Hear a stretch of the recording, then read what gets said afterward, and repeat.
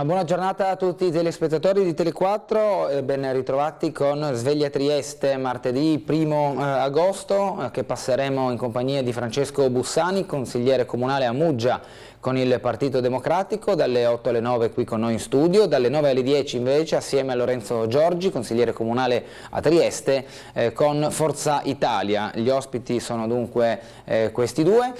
Ora andremo a leggere la pagina meteo, le notizie dal Piccolo e dal Corriere della Sera. Oggi avremo i collegamenti in compagnia di Marco Stabile a partire dalle 8 con un giro in compagnia dell'assessore comunale al verde pubblico e all'urbanistica Michele Babuder per andare a monitorare diverse situazioni in città. Come detto, cominciamo con la pagina meteo. Martedì un fronte interesserà la regione associato a correnti sud-occidentali umide e più fresche. Da domani ci sarà una breve ripresa anticiclonica, mentre già da giovedì e venerdì un deciso fronte freddo interesserà il nord Italia.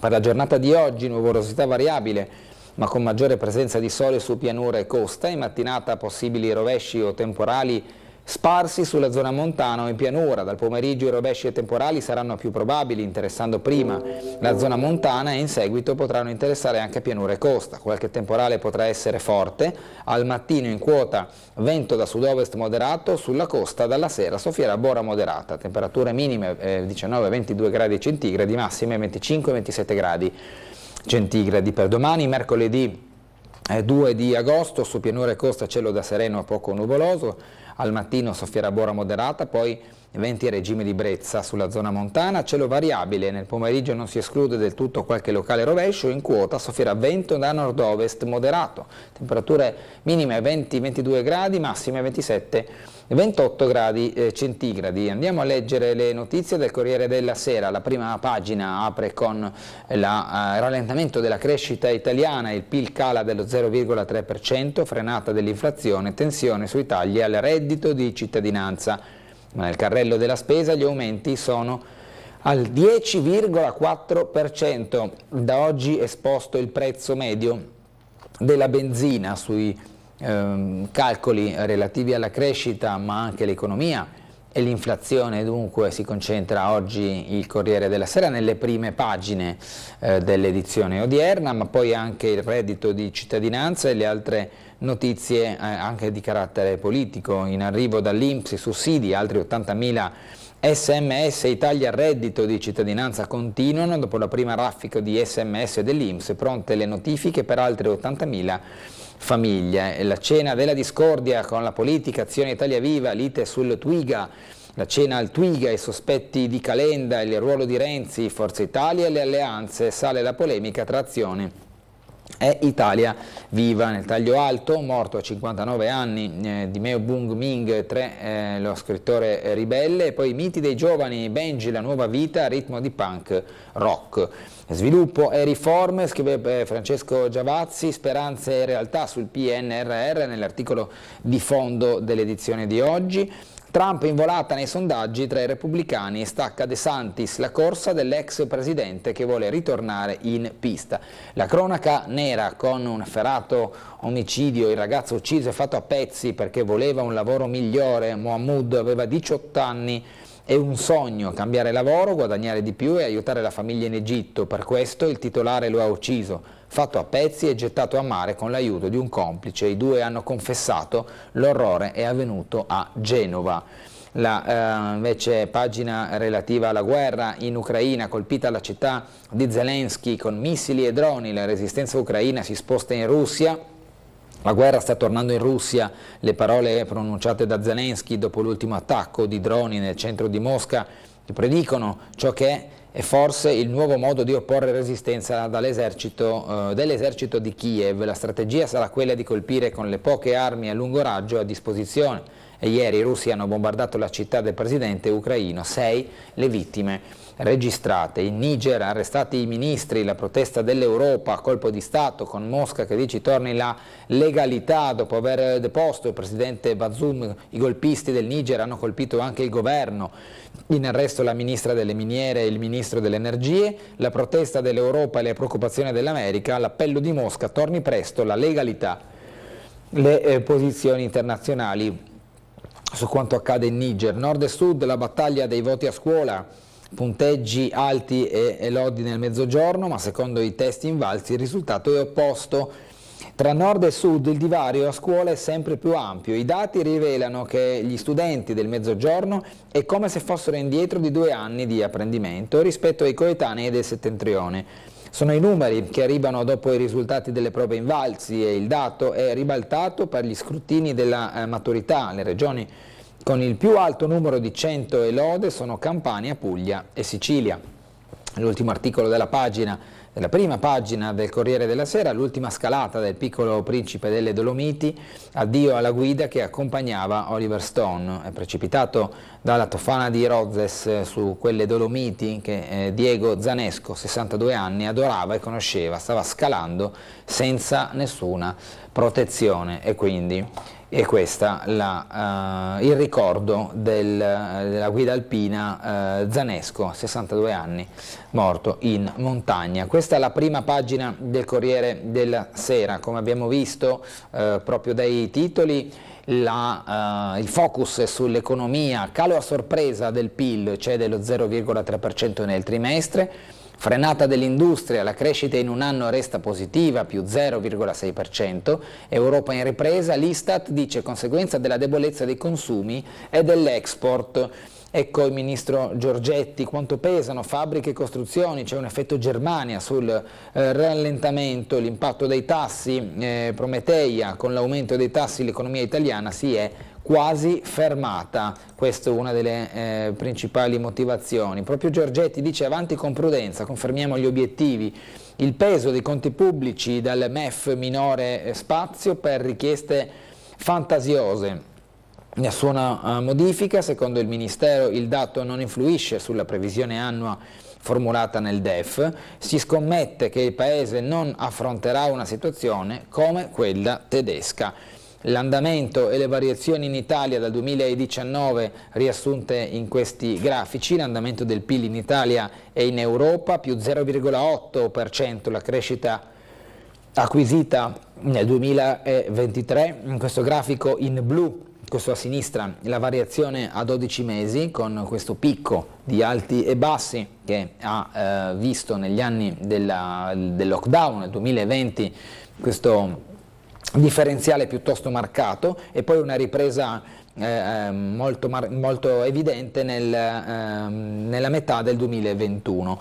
In rosso invece la variazione è sul trimestre precedente con il grafico a barre che anche in questo caso ha avuto dei picchi in negativo e in positivo subito nel 2020 e poi nell'immediata ripresa, poi si è stabilizzato e ora vede un calo dello 0,3% però su una variazione a 12 mesi positiva dello 0,6%. Nel grafico a destra invece la crescita europea nel secondo trimestre del 2023, il grafico a barre, in questo caso in rosso la variazione sul trimestre precedente dell'anno scorso, invece quella a 12 mesi in blu con nell'area euro, una sezione di alcuni paesi di fatti, con l'Italia che ha un valore positivo nella variazione annua. Per fare un esempio, la Svezia è quella invece che sta andando peggio, con la Spagna invece in crescita. Ce lo aspettavamo, ordini giù del 23% nelle macchine e utensili, un errore arrendersi. L'intervista di Rita Querzè, che in questo caso ha intervistato Barbara Colombo, presidente della UCIMU, nostro settore produce macchine e utensili, sul mercato italiano la riduzione degli ordini è addirittura del 29%.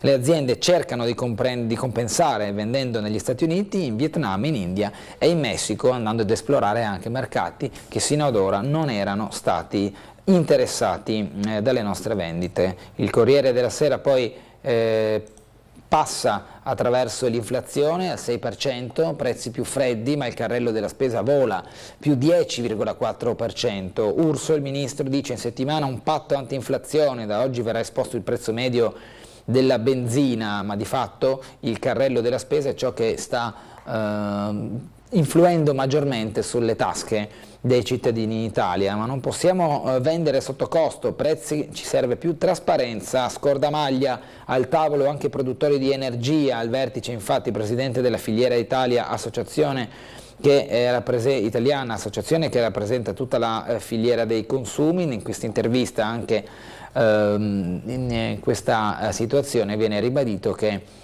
l'aumento poi è a catena fino al consumatore finale. Le tappe sono nel primo tentativo del mese di ottobre. Lo scorso ottobre infatti le associazioni delle catene delle grandi distribuzioni, dalla Feder Distribuzione alla ANCD, la Coop e alla ANCC Conad, hanno promosso una campagna pubblica in cui chiedevano il coinvolgimento delle associazioni dell'industria di trasformazione e iniziative per contenere i prezzi dei beni sugli scaffali, e alla fine il confronto non partì. Il caso francese: fino a fine giugno, dopo mesi di trattative, lo scorso marzo il governo francese ha trovato un accordo con trasformatori industriali e catene della grande distribuzione per imporre un calmiere a un paniere di beni per un trimestre. L'iniziativa del trimestre a prezzi bloccati si è conclusa il 15 di giugno.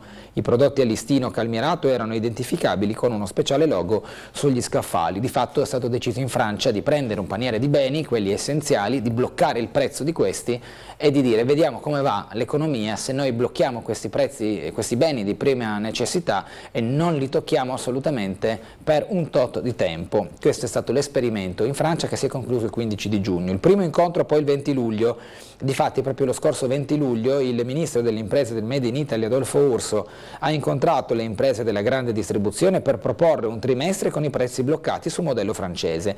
Le aziende della distribuzione hanno però chiesto che in questa operazione fossero coinvolte anche le associazioni di rappresentanza dell'industria, perché di fatto poi chi distribuisce può anche bloccare il prezzo, ma laddove poi dalla produzione il prezzo invece varia, allora in quel caso la distribuzione risente del differenziale. La proposta del garante Mineo: proprio ieri il garante dei prezzi Mineo ha incontrato i rappresentanti della filiera della grande distribuzione per trovare un accordo sul trimestre anti-inflazione per un non aumento dei prezzi dei beni alimentari e non. Il protocollo prevede che il trimestre parta dal 1° ottobre fino a fine anno, fino al 31 di dicembre 2023. Le associazioni non sono però compatte, le parti si vedranno nei prossimi giorni, perché bisogna discutere anche dei dettagli, bisogna limare le sfaccettature, perché in Italia si è soliti voler tirare sempre per le lunghe tutto quanto. Benzina in self oltre 1,09 euro, picco da 12 mesi per il carburanti, rialzi fino al 70% sui voli nazionali. Il caso delle isole, che sono diventate costosissime da raggiungere, le camere dell'hotel più costose del 20% rispetto ai dati del 2019, dunque un quinto in più anche per le strutture ricettive. L'aumento, come visto, tocca carburanti, trasporti aerei e alberghi. Non solo, anche la casa: per 150.000 euro la rata variabile sale di 300 euro. Per gli alimentari il clima fa calare i raccolti e il prezzo del dettaglio è triplicato per i beni alimentari. L'andamento dell'inflazione è abbastanza evidente in questo grafico, con l'aumento del valore sulla variazione tendenziale, e poi il debito italiano, dati in miliardi di euro al 31 maggio del 2023 da Banca Italia: 2.816 miliardi di debito in Italia. Andiamo a vedere poi la questione legata al reddito di cittadinanza, una tensione sullo stop al reddito. L'INPS prepara altri 80.000 sms, la scadenza di fine agosto. L'istituto dice per alcuni sono previste delle proroghe, in pochi al sit-in di Napoli. L'assegno di inclusione, questa è la parola, è la misura che partirà dal gennaio del prossimo anno, dedicata a chi ha un ISEE inferiore ai 9.360 euro. L'importo massimo sarà di 500 euro, a cui potranno essere aggiunti 280 euro per l'affitto, e sarà erogato per un massimo di 18 mesi. Allora, le tappe: quando e perché viene introdotto? Istituito nel 2019 dal governo Conte 1, Movimento 5 Stelle e Lega, che in quel momento governavano assieme, su spinta del 5 Stelle, ha avuto come obiettivo quello di contrastare la povertà e l'esclusione sociale, fornendo un sostegno economico a persone e nuclei familiari. Questo nelle intenzioni, legando l'erogazione del reddito a percorsi di reinserimento lavorativo e sociale. Questo, diciamo, il quadro secondo la quale il governo Conte 1 ha deciso di introdurre il reddito di cittadinanza. La spesa e chi ne usufruisce. Nel tempo molte sono state le difficoltà a tenere insieme il reddito di cittadinanza con l'inserimento nel mondo del lavoro degli stessi percettori. Nel 2022 il reddito di cittadinanza è costato allo Stato quasi 8 miliardi, 2/3 dei titolari risiede al sud. Nei primi 6 mesi del 2023 le domande sono scese da quasi 900.000 a 486.000, quasi la metà. A oggi a usufruirne sono circa 1,2 milioni di nuclei familiari, di gente che ha richiesto il sussidio. Lo stop dopo le critiche. La maggioranza di centrodestra che sostiene il governo Meloni è sempre stata critica verso il reddito di cittadinanza, considerato per lo più un mero esborso e non uno strumento utile ai fini occupazionali per chi è in difficoltà sociale ed economica. Da qui la decisione di ridurne la portata intervenendo su chi può richiederlo. Questa è la decisione del governo Meloni, che ha dunque avanzato questa modifica e entrerà in vigore nei prossimi mesi. Il sindaco parlano di autonomia, poi scaricano sui comuni tutta la spesa sociale. Bologna regge, altri no. Parla Lepore del Partito Democratico, sindaco di Bologna. La piazza del Movimento 5 Stelle, meglio una controproposta. Nel capoluogo sono coinvolte 2.500 persone, agiremo sul bilancio, ha detto il sindaco di Bologna. Lepore rispetto alla situazione all'interno del suo comune in base al numero di persone che hanno richiesto e ricevono il reddito di cittadinanza, ma anche su quelle che poi sono le intenzioni dei partiti di opposizione di muovere battaglia politica per una revisione ulteriore della proposta di modifica del governo centrale. Questa è la situazione al momento. Noi ci spostiamo al piccolo, dove rivedremo alcune delle notizie già viste dal Corriere, delle pagine nazionali e internazionali, ma di fatto la notizia del giorno del piccolo è l'intesa su Wärtsilä, che è stata siglata. Da oggi 299 in cassa, solidarietà fino al 31 dicembre, Mitsubishi e Ansaldo, se ne riparla a settembre, farà poco più di un mese, con questi interessati a subentrare nello stabilimento di Bagnoli della Rosandra. Sempre in evidenza a Trieste Palazzo Pitteri, che procede con il raddoppio dei Duchi d'Aosta. Eccolo qui nello sfondo il palazzo, i due palazzi attigui. Al piano terra di Palazzo Pitteri resiste ormai solo il punto vendita della Despar. Per l'immobile progettato da Ulderico Moro attorno al 1780 si delinea dunque il progetto che prefigura il raddoppio dei Duchi tra soluzioni ricettive, spa e nuove sale per il ristorante stellato Harry's Piccolo e l'annesso Bistrò, che sono al piano terra, sono al piano terra nell'edificio dei Duchi d'Aosta, e che quindi avrà un suo ampliamento dell'offerta. Le altre notizie dagli esteri: la crisi, Niger, i golpisti sono più isolati, Mosca invita alla moderazione, nei Balcani la peste suina piega la Serbia, colpiti oltre 800 allevamenti.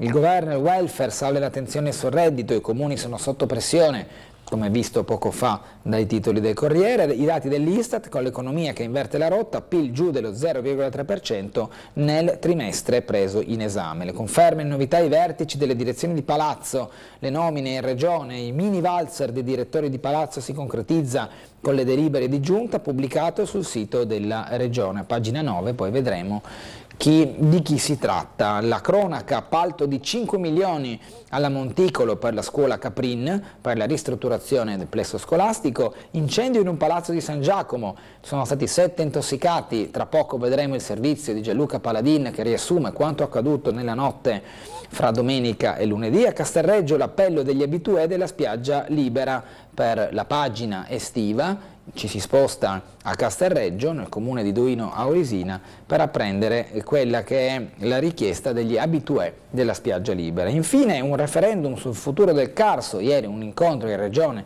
con il GAL Carso proprio sul futuro delle aree verdi della Venezia Giulia. Necropoli diventa un graphic novel, invece Tolusso ce lo spiega alle pagine 28 e 29. Come dicevo, c'è stato questo incendio piuttosto importante che ha visto 7 persone coinvolte, in particolare con la necessità di ricorrere all'intervento dei sanitari del 118. Gianluca Paladin ci racconta quanto è accaduto. ho preso la mia maglietta, ho messo sulla mia faccia, sono uscito fuori. Dopo sono venuti i pompieri, 10 minuti, e hanno spento il fuoco. Incendio divampato questa notte all'1:30 in questo stabile del Civico 33 in via della Guardia, il fuoco che ha intossicato 7 persone che abitano qui, che sono state portate all'ospedale. Tutti gli abitanti dello stabile sono stati evacuati. Le fiamme sono partite dallo scantinato del palazzo, in pochissimo tempo il fumo ha raggiunto gli appartamenti, non c'era tempo da perdere, all'arrivo dei vigili del fuoco il condominio è stato subito evacuato. 7 persone però sono rimaste intossicate, 2 di queste anche ustionate e portate via in ambulanza in codice giallo. Dei 7 feriti, 5 sono stati condotti all'ospedale di Cattinara, 2 a quello di Monfalcone. Ancora ignote le cause che hanno prodotto il rogo, un contatto elettrico, una disattenzione. Quando i pompieri sono arrivati avevano già trovato diversi residenti usciti autonomamente dalle proprie abitazioni che aspettavano in strada. Gli altri sono stati fatti evacuare. I pompieri nel giro di pochi minuti hanno spento l'incendio nel vano attiguo al sottoscala condominiale. Nel frattempo una seconda squadra stava verificando che nel condominio non ci fosse più nessuno e infatti i pompieri hanno dovuto soccorrere un'ultima persona rimasta nel proprio appartamento, facendolo indossare l'apposito cappuccio di evacuazione che ha permesso di uscire all'esterno senza inalare i fumi della combustione. Una volta spento il rogo, i pompieri hanno provveduto alla messa in sicurezza di tutto lo stabile, areando i locali ed eseguendo le verifiche strumentali affinché non ci fossero più fumi pericolosi per la salute. Sul posto anche gli agenti della Polizia di Stato. Sono tornato dal lavoro e sono andato a letto, mi sono addormentato dopo che sento di urlare da sotto casa, uscite, emergenza. Io mi sono alzato, ho aperto la porta, c'era tutto il fumo che entrava, ma c'erano ancora gli altri sull'ultimo piano che sono usciti tipo dopo 20-25 minuti. Vedo che praticamente devi pulire casa sostanzialmente. Tutto il fumo che è entrato, perché quando ho visto che il fumo ho lasciato la porta aperta e sono uscito subito. Tanta paura per chi ha vissuto quei momenti, apprensione anche per coloro che abitano di fronte allo stabile evacuato, c'è chi non ha dormito per tutta la notte dopo essere stati svegliati dalle operazioni dei vigili del fuoco e delle forze dell'ordine. Stavo dormendo, improvvisamente ho sentito dei rumori dalla strada, mi sono affacciato. Ho visto il carrozzone dei pompieri, eccetera, ho chiuso le finestre e sono sceso. Poi ecco, dando una mano se potevo dare, però alla fine i vigili del fuoco ce n'erano più di 40 qua giù. Diamo ancora un paio di notizie di cronaca molto recenti in questi aggiornamenti della nottata. 2 giovani sono stati soccorsi nella notte dal personale medico-infermieristico per le ferite che hanno riportato a seguito di un incidente stradale accaduto a Bagnoli della Rosandra, in piazzetta di Bagnoli, nel territorio del comune di San Dorligo della Valle. Per causa in corso di accertamento da parte degli agenti della Polizia di Stato si sono scontrati in un impatto di tipo frontale una moto e un'auto. I 2 giovani viaggiavano sulla moto. Il personale medico-infermieristico ha preso in carico i 2 giovani che sono stati trasportati entrambi all'ospedale di Cattinara, uno in codice giallo e uno in codice rosso. Questa è la notizia della Sores Friuli Venezia Giulia, che ha dunque dato pochi minuti fa, questo aggiornamento degli incidenti nella nottata. Un secondo episodio: una marittima imbarcato su una nave alla largo di Grado è stato soccorso la scorsa notte dal personale medico-infermieristico per un malore che lo ha colto a bordo. Gli infermieri della sala operativa della struttura operativa regionale dell'emergenza sanitaria hanno gestito l'intervento di soccorso sanitario d'emergenza inviando al molo torpediniere di Grado l'equipaggio di un'ambulanza proprio da parte del comune di Grado. L'equipaggio sanitario è salito sulla motovedetta della Capitaneria di Porto, dove ha trasportato sulla nave che è stata presa in carico il marittimo, poi trasportato in codice giallo all'ospedale di Monfalcone. Nella notte l'equipaggio di un'ambulanza è stato inviato a Gorizia per un incendio, per un controllo delle persone sul posto. Nessuna persona è stata però ospedalizzata. Questo è un po' il bollettino della nottata da parte della Sores del Friuli Venezia Giulia, che è veramente molto puntuale nel dare gli aggiornamenti mattutini. Andiamo adesso alla pagina del Piccolo, che si occupa dell'avvertenza Varsila. Le foto raccontano molto, ma il titolo ci dice di più. Avvertenza Varsila: da oggi 299 dipendenti in cassa integrazione, intesa raggiunta da aziende e sindacati dopo ore di confronto al Ministero. rivisto il testo dell'accordo di novembre con il rinvio dei licenziamenti al 2024. Ecco le foto, come si diceva, con soprattutto gli momenti di presidio da parte dei lavoratori dello stabilimento, l'incontro che ha visto partecipi il presidente della regione Fedriga, il presidente della Confindustria Alto Adriatico Agrusti, e poi un momento di lavorazione sopra dei motori pronti per l'imbarco nella zona portuale di Trieste. Ci troviamo a un punto importante del percorso, rinnoviamo il nostro impegno in termini di disponibilità, giudicando la manifestazione di interesse un passaggio significativo e senza elementi ostativi. L'azienda sta collaborando con istituzioni e parti collegate per trovare un accordo che risolva il nodo della reindustrializzazione e dell'occupazione, ma ora serve un accordo sull'ammortizzatore sociale e l'invito rivolto ai sindacati dall'amministratore delegato del gruppo della Wärtsilä Italia, Michele Cafagna. Al tavolo di ieri non si è parlato dell'interesse della cordata Mitsubishi Ansaldo. I nomi non vengono fatti perché si tratta di società molto importanti, di cui una quotata in borsa, ha spiegato la sottosegretaria Fausta Bergamotto. Abbiamo bisogno di prendere un po' di tempo, non abbiamo ancora un piano industriale, non siamo in grado di entrare di più nel merito, ma a stretto giro avremo un incontro a Trieste con le due aziende e con la regione. Queste le parole della sottosegretaria Bergamotto. Davanti alla formalizzazione della manifestazione di interesse di un soggetto industriale importante con le garanzie del governo, abbiamo condiviso percorso di sottoscrizione di un addendum proposto dal Ministero dell'Accordo nel novembre 2022. Ora sta all'azienda uscente fare la sua parte per permettere la reindustrializzazione. Non sono accettabili forzature di alcun tipo, lo afferma in una nota Sasha Colautti, responsabile nazionale dell'industria di USB, sindacato USB. E qui ancora foto dei lavoratori della Wärtsilä in uno dei momenti, come detto, di presidio all'esterno dei cancelli dello stabilimento. Abbiamo negoziato le condizioni migliori, ora chiarezza sulla reindustrializzazione, la soddisfazione di FIM, FIOM e UILM. Per i lavoratori sospensione media dell'80% delle ore e anticipo delle spettanze. Per la regione l'addendum contribuisce a creare le condizioni per proseguire il percorso. Il presidente di Confindustria Agrusti intravede un'ipotesi reale per la soluzione della vicenda, previsto anche per le maestranze il contributo regionale pari a 3 euro per ogni ora di fermo. Ancora rischio Christoph, la solidarietà è un altro passo avanti nel percorso. Positiva anche la firma dell'addendum da parte dell'azienda. Ora aspettiamo settembre con cautela, prevedere così come si evolverà la manifestazione di interesse. Dopo gli annunci dei giorni scorsi ci auguriamo che la nostra assunzione di responsabilità non sia disattesa.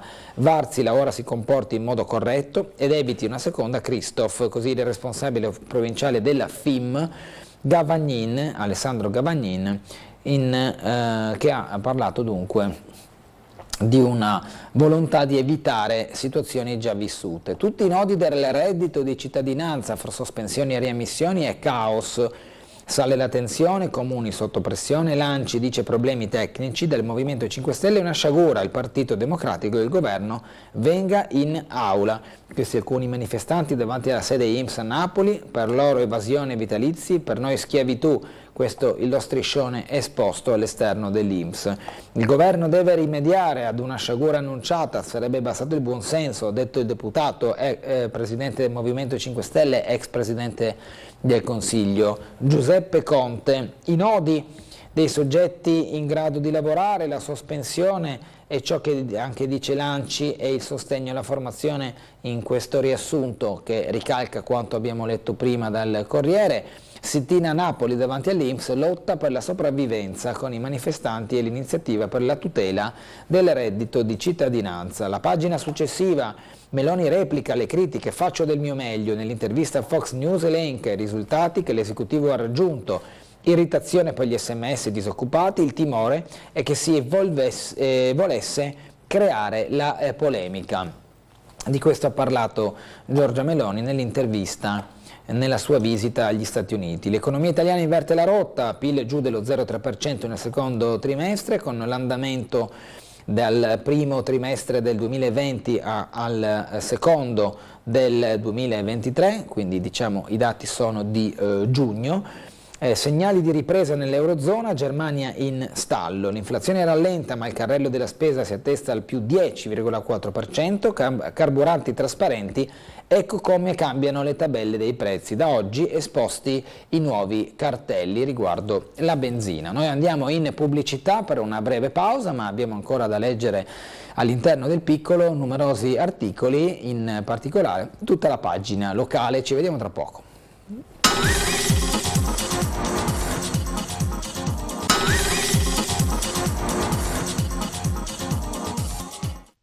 Riprendiamo la lettura del Piccolo con la pagina regionale, l'intervista. In questa pagina a Adriano Ritossa, sono un Don Chisciotte della politica, per me una sorta di religione civile, 3 legislature in regione, ora consigliere a grado. Adriano Ritossa non mollo, ha appena scritto a Mattarella e qui si racconta all'interno di queste colonne dell'articolo di Marco Ballico. Gli scontri con Riccardo Illy, i motivi di scontri sono legati alla mia esclusione dall'ufficio di presidenza del Consiglio, fa sapere Adriano Ritossa. In quell'occasione il presidente della regione preferì un esponente di Rifondazione Comunista, Christian Franzil, contrariamente alla prassi che prevedeva un posto per l'opposizione. Scrissi a Illy una lettera quando perse le elezioni nel 2008, conservo la sua bella lettera di risposta. Sono nato MSI, sono passato ad Alleanza Nazionale ed eccomi ora in Fratelli d'Italia, il punto di partenza. Gianfranco Fini ha commesso una serie di errori strategici e ne ha pagato le conseguenze. Giorgia Meloni ha la stoffa, ma è da sperare che riesca ad avere attorno a sé persone all'altezza. Ho apprezzato che abbia chiamato l'ottimo Alfredo Mantovano nel ruolo di sottosegretario alla presidenza del Consiglio dei Ministri, qui lo stesso Ritossa in compagnia di Gianfranco Fini. Questa è una foto del 2003.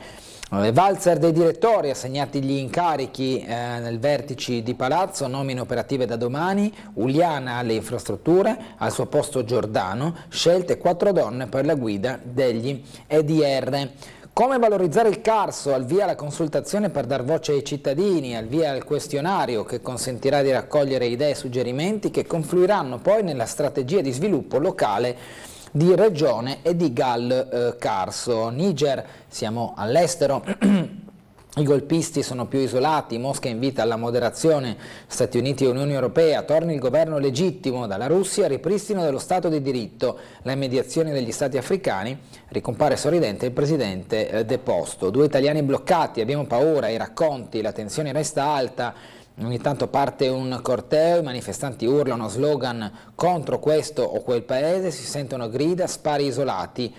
Certo, domenica la situazione era molto più caotica, c'era più gente in strada, ora si è un po' calmato tutto, ma abbiamo ancora paura, hanno detto i 2 connazionali. Missili sulla città di Zelensky, 6 i morti, anche una bambina fra di essi. Kiev colpisce con un drone una stazione di polizia in Russia e denuncia distrutte dai russi 180.000 tonnellate di raccolto, accordo sul grano con la Croazia. Influencer francese precipita da un grattacielo a Hong Kong, era entrato con un trucco sfuggendo alla sicurezza e aveva forzato una finestra, è rimasto bloccato all'esterno ed è caduto dal 68° piano. Il dramma dell'acrobata Remy Enigma, qui in un'immagine del suo profilo Facebook nella cima di palazzi estremamente alti. La peste suina piega la Serbia, oltre 800 allevamenti colpiti, la diffusione incontrollata del virus, superati 20.000 maiali abbattuti, gli operatori autentica catastrofe, allarme in Bosnia e Croazia. Autostrade, in Slovenia sale la benzina, in Croazia ok al Telepass, un monumento a Sarajevo per Bosco e Amina e i 2 fidanzati diventati simbolo dell'assedio. I giovani, lui serbo, lei musulmana, vennero uccisi dai cecchini nel 93 sul ponte Verbania. L'UNESCO su Venezia, patrimonio a rischio, l'allarme dell'Organizzazione delle Nazioni Unite, il World Heritage Center punta il dito sui cambiamenti climatici e il turismo di massa. Ne chiede l'iscrizione nella Black List, dinanzi al rischio reale in cui incorre la città dello storico leone alato di San Marco, il World Heritage Center raccomanda quindi l'iscrizione di Venezia nella blacklist del patrimonio mondiale in pericolo. L'auspicio è che questa iscrizione susciti un più forte impegno e una più vasta mobilitazione degli attori locali, nazionali e internazionali. Non è la prima volta che per Venezia scatta l'allarme UNESCO. Anche nel 2021 la città era finita nel mirino a causa del passaggio delle navi da crociera nel bacino di San Marco e alla Giudecca. Allarme poi rientrato quando il traffico è stato interdetto con decreto del governo Draghi e le navi di minor stazza dirottata verso gli approdi di Marghera e Fusina. In città ieri era presente il ministro della cultura Gennaro Sangiuliano, che ha promesso fondi per la rimessa a nuovo del ghetto ebraico di Venezia, il più antico al mondo, con oltre 500 anni di storia sulle spalle e una necessità indifferibile di restauro. Nessun commento, almeno per ora, sul nuovo allarme giunto da Parigi. Storica guida alpina, muore a Cortina, stava scalando da solo. Diego Zanesco, a 62 anni, è morto nelle montagne che lui amava. Mahmoud, fatto a pezzi, confessano i due killer, voleva lasciare il lavoro. È successo a Genova, un efferato omicidio ai danni di un 18enne che, volendo cambiare lavoro, ha provocato la rabbia del suo datore di lavoro e un socio, che hanno deciso di ucciderlo, farlo a pezzi e lasciarlo in mare. Resta l'ipotesi ischemia, il verdetto a settembre, la morte di Purgatori, lo si apprende da questo articolo all'interno della pagina di riferimento.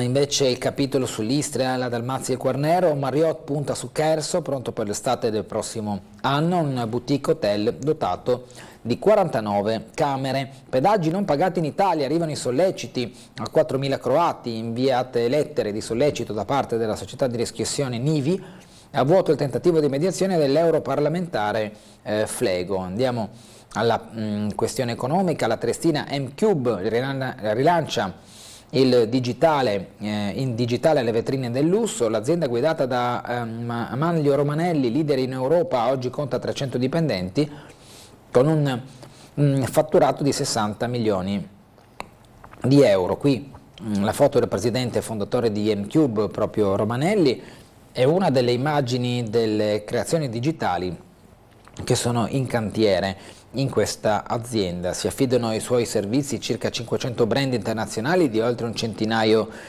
di paesi e dunque c'è un rilancio riguardo alle vetrine del lusso. Il gruppo siderurgico, i ricavi del gruppo Arvedi a quota 7,7 miliardi, obiettivo acciaio green con una sfida alle emissioni. Joint Fincantieri Leonardo, Orizzonte Sistemi Navali costruirà 3 pattugliatori nell'ambito del programma OPV della Marina, che vede dunque coinvolta anche la Fincantieri. Il mercato dei mutui va al rallentatore, pesano le scelte della BCE sui tassi, questo è lo studio di Banca Italia. Per numisma in difficoltà soprattutto le famiglie numerose, l'acquisto diventa impossibile e gli affitti volano alle stelle. L'andamento dei tassi sui mutui, che in questo grafico a barre blu inequivocabilmente indica degli aumenti costanti, si passa dal 2,37 del giugno del 2022 al 4,58 del maggio di quest'anno, i dati che sono stati forniti dall'ANSA. L'Euribor è salito di molto mese dopo mese, partendo dall'ottobre del 22 era 1,185 punti percentuali, al 3 di luglio, quindi al mese fa circa, erano invece al 3,59, quindi dall'1,18 al 3,60 nel giro di 8 mesi, anzi 9 mesi, dall'ottobre dell'anno scorso al giugno di quest'anno. Andiamo a vedere poi le altre notizie. La città da sogno dove pochi vogliono vivere, scrive Roberto Weber. Nel 1971 abbiamo raggiunto i 270.000 abitanti, da allora si è scesi fino ai 200.000 residenti odierni, un quarto di popolazione in mezzo secolo, scrive Roberto Weber riguardo l'appeal di Trieste per la scelta delle persone di viverci e di maturare dunque progetti e ambizioni personali e familiari. Andiamo al capitolo proprio relativo alle notizie locali. Duchi bis, altro passo avanti, Palazzo Pitteri verso lo svuotamento. Si va concretizzando il progetto di raddoppio dell'hotel che coinvolge l'Harris Piccolo. Ecco i due palazzi, i due immobili coinvolti, li collegherà una passerella. In questa foto di Massimo Silvano si capisce in questo spazio poi come verrà realizzato il passaggio. Chuck di Amazon su rive e dintorni, scattano i divieti di sosta e di transito, stuntman e riprese in modalità stop and go, vie liberate dai veicoli nella zona proprio centrale, via Diaz, via Cadorna, via dell'Orologio e limitrofe. In breve le notizie, la Filea CGIL e la Galleria, dai ribassi alle tempistiche. La Filea CGIL ribadisce in una nota diffusa ieri il suo giudizio negativo sulla gestione dell'appalto della Galleria Montebello. Reddito di cittadinanza, assemblea pubblica del Movimento 5 Stelle oggi alle 18 in Campo San Giacomo sull'abolizione del reddito di cittadinanza con la consigliera comunale Alessandra Ricchetti. Invece la cronaca, descava ragazze a Russia e Ucraina organizzando a Bologna finti casting per ballerine e soubrette, arrestato dai carabinieri durante un controllo a Barcola. Andiamo ancora avanti nelle notizie, dalle star del cinema fino ai Maneskin, una pioggia di VIP negli anni al Savoia, il direttore Zanellotti al timone dell'hotel del 2009, fra nomi e aneddoti il salto di Van Damme sul balcone della reception e Sting al mare, alcuni degli episodi che ha ricordato il direttore dell'albergo. L'unica richiesta della band ospitata di recente è una festa di compleanno con cenetta con gli amici fuori orario per quella che è stata la tappa dei Maneskin che hanno alloggiato proprio l'albergo sulle rive. Caprin, l'appalto da 5 milioni aggiudicato a Monticolo e Foti, lo scrutinio delle 8 offerte arrivate in comune, i lavori antisismici e di riqualificazione energetica da realizzare entro il 2026 perché finanziamenti PNRR. Secondo posto la Friulana, terzo invece alla Kramer. Ieri l'ultimo termine, la Casa delle Start-up e le manifestazioni di interesse che scadevano proprio nella giornata di ieri. Bagarre in consiglio comunale sulla cabinovia, l'opposizione esce al momento del voto, la contestata delibera sui terreni della comunella di Opicina passa con Brandi di Forza Italia, assente, e Tremul di Fratelli d'Italia che si è astenuto. Mancavano dunque questi due componenti del centrodestra, o meglio mancava l'ex assessore all'educazione e consigliere di Forza Italia Brandi.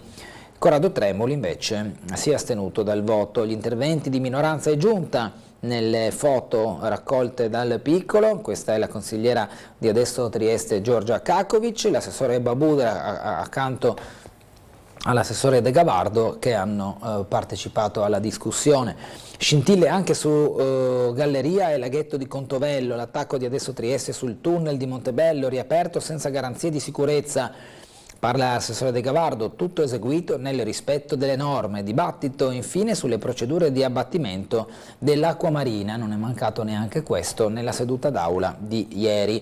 Incendio a San Giacomo, 7 intossicati trasportati all'ospedale dopo aver respirato il fumo, nessuno per fortuna è grave, evacuata una decina di residenti, come abbiamo visto già prima nel servizio che ha curato Gianluca Paladin. Malore sulla Mein Schiff, passeggera soccorsa e trasferita a Catinara, intervento coordinato dalla Guardia Costiera, poliziotto trovato morto in commissariato, Tamaro del SAP, troppi gesti estremi ha voluto ribadire il sindacato autonomo di polizia.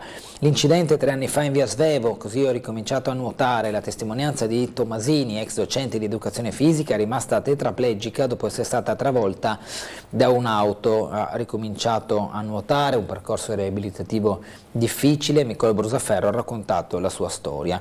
Il Collegio Fonda, tra le 57 realtà accreditate dal MUR per il 2023-2024, l'ingresso nella rete riconosciuta dal Ministero, il direttore Lughi dice: così cresceremo ancora dal punto di vista qualitativo, un nuovo bando per 24 posti. Oltre agli alloggi degli studenti contano anche su percorsi formativi di eccellenza che sono personalizzati. Qui ho trovato una famiglia, è il luogo ideale per studiare. Dopo la triennale in fisica, Gabriele Bartolini non tornerà a Perugia, ma rimarrà a Trieste per la laurea magistrale. Ci motiviamo fra di noi. Questo posto ti fa crescere pure sotto il profilo personale. Pur di restare in un ambiente in cui si era trovata benissimo, Elisabeth Kepler ha rifatto il concorso per poter essere confermata e quindi ricontinuare la sua avventura qui. Castelreggio, appello per ampliare l'area della spiaggia libera. Un gruppo di frequentatori lancia questo appello: ogni anno c'è meno spazio, il concessionario ribadisce lettini e ombrelloni entro i limiti di legge. Il sindaco di Duino Risina Gabrovec: per il prossimo anno grandi galleggianti ancorati alla riva. Questa è la proposta, l'anticipazione del sindaco di Duino Risina. Servizio di raccolta rifiuti, NET sceglie Sole a Muggia, ALT del TAR all'affidamento. Il ricorso al Tribunale amministrativo regionale era riuscita a garantirsi l'affidamento triennale del servizio di raccolta e trasporto dei rifiuti urbani e assimilati nel comune di Muggia con un ribasso del 23,32%. A conti fatti un gran bell'affare per NET SPA, che ne aveva preferito l'offerta rispetto a quella delle altre due aziende in lizza, ma che ha finito per incassare invece il cartellino giallo del TAR del Friuli Venezia Giulia. A portare il caso di Sole Società Cooperativa di Trieste all'attenzione dei giudici amministrativi, sollecitando l'annullamento dell'aggiudicazione deliberata il 4 maggio scorso, era stata la seconda classificata impresa Sangalli Giancarlo e CSRL di Monza, che come anche la terza classificata la Sager SRL di San Giovanni al Natisone, a fronte di una base d'asta di 4.250.000 euro era riuscita a proporre un ribasso molto più contenuto. Rispettivamente erano pari al 5,9% e al 5,53%. Presentato il 5 giugno, il ricorso aveva sortito un primo risultato già in sede cautelare, con l'udienza del 28 giugno, quando il collegio triestino aveva disposto la sospensione interinale degli effetti dell'aggiudicazione al solo fine, precisava nell'ordinanza, di inibire la stipula del contratto, ordinando alla NET il deposito in giudizio sia dello stesso provvedimento di aggiudicazione sia della deliberazione del Consiglio di amministrazione in cui era stata indetta la gara. Sarà poi la trattazione nel merito, attesa nelle prossime settimane, a definire l'avvertenza. Stop allo strascico, ma pescherie locali non ne risentiranno. La vicinanza alla Croazia mitiga il fermo stagionale.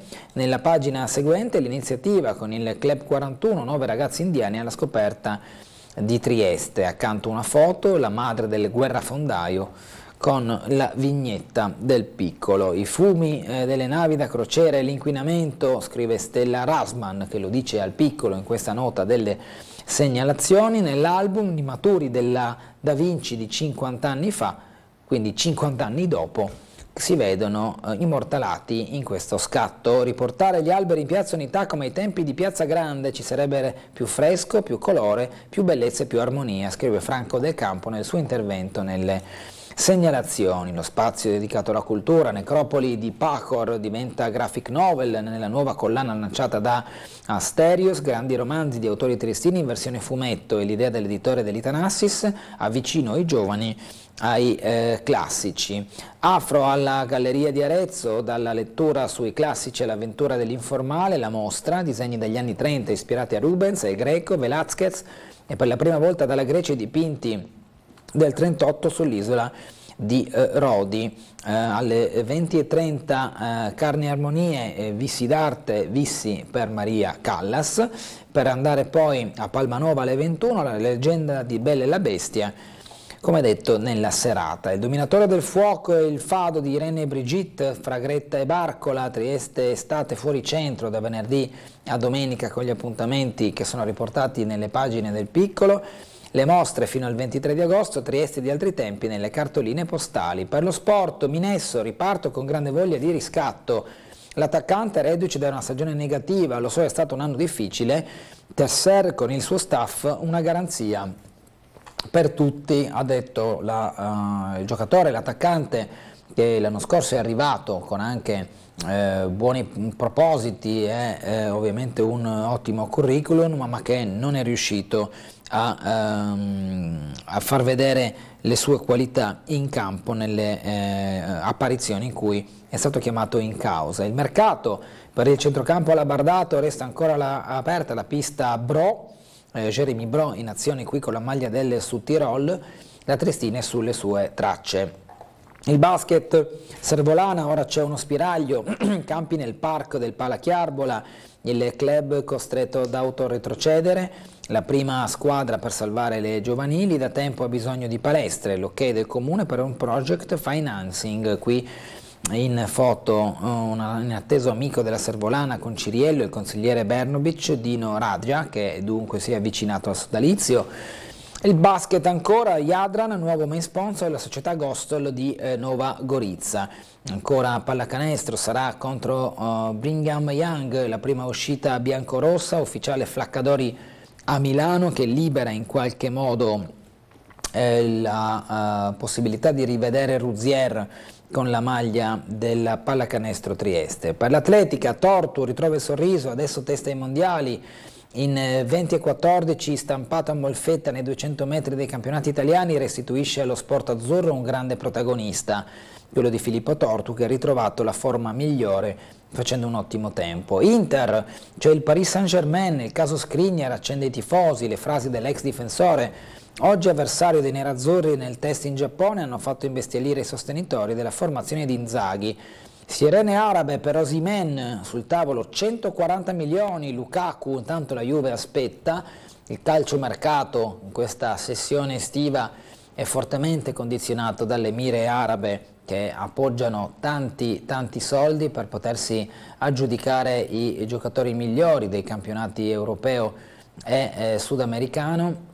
In questo caso le sirene arabe sono rivolte all'attaccante del Napoli, uno dei fautori dello scudetto dei partenopei, Victor Osimhen. Andiamo alla Serie B, contro i ricorsi si comincia il 18 agosto, invece domani la sfida al Sudafrica, Girelli carica l'Italdon e servirà il fuoco dentro per la Coppa del Mondo del calcio femminile. L'Italia, dopo lo scivolone contro la Svezia, deve riprendere la sua forma migliore. La pallamano, Trieste, 19 al lavoro con Radjokovic e 2 assenze eccellenti. Qui Lorenzo Gatto ci descrive il punto sulla pallamano, i convocati precampionati, ma anche il capitolo degli abbonamenti e dove potersi informare meglio. Spettacolo a Monfalcone con 326 optimisti in gara, dominio bardolinese, quarto di Martino della società velica Barco Lagrignano, doppio successo per Marco Augelli nella Marina Militare, Nastro Rosa Tour, qui la foto delle premiazioni, Marco Augelli è il terzo a sinistra con in mano proprio il riconoscimento. Un plane per il Settebello nelle CT Bettini e di Podgornik alle Universiadi. Sempre Universiadi, in questo caso un'altra disciplina, Ferrio, Corazza e Gergolette, Zerboni a caccia dei podi per ottenere i massimi risultati. Siamo arrivati alla fine del quotidiano Il Piccolo con le notizie sportive. Tra poco noi avremo in collegamento Marco Stabile a partire dalle 8 poco più, che ci farà in compagnia dell'assessore Babuder, ci illustrerà alcuni passaggi delle varie zone della città, partendo da via Bonomo, dove è sempre viva una problematica relativa al disturbo che i residenti lamentano provenire da parte di un gruppo di persone che ormai da tempo stazionano sotto le loro abitazioni e che con schiamazzi e alcune situazioni di degrado urbano come sporcizia come dire, disturbano proprio i residenti. C'è un video che la dice lunga circa il confronto anche fra le parti, con i residenti che sono andati a colloquio con queste persone. Ricordiamo, sono persone che sono in cura alle Serte, che quindi hanno comunque dei disagi personali e individuali anche piuttosto importanti. Qui una delle fasi in cui residenti e questi frequentatori sono entrati a colloquio in maniera vivace ma insomma civile, che è uno degli elementi distintivi della situazione che ormai da tanto tempo preoccupa, come detto, proprio le persone che vivono in detta via, e di questi ci occuperemo dopo con i collegamenti anche sul posto. Noi ora invece ci fermiamo per quanto concerne la rassegna stampa. Andiamo in pubblicità, saremo tra poco in compagnia di Francesco Bussani, consigliere comunale a Muggia del Partito Democratico. Poi dalle 9 alle 10 saremo invece in compagnia del consigliere comunale di Forza Italia a Trieste, in questo caso Lorenzo Giorgi. Andiamo dunque a prenderci una breve pausa e dopo la pubblicità ritorneremo in diretta.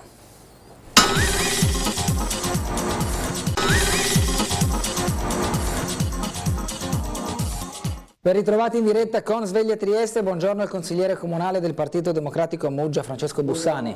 Ben ritrovato. Abbiamo già una mail per lei, Bussani, che chiede, buongiorno, potessi chiedere al gentile ospite che cosa ne pensa del raddoppio della galleria a Muggia, grazie, scrive Giorgio Marchesi. C'è subito un tema di stretta attualità, insomma. Un tema di attualità, un tema molto complesso.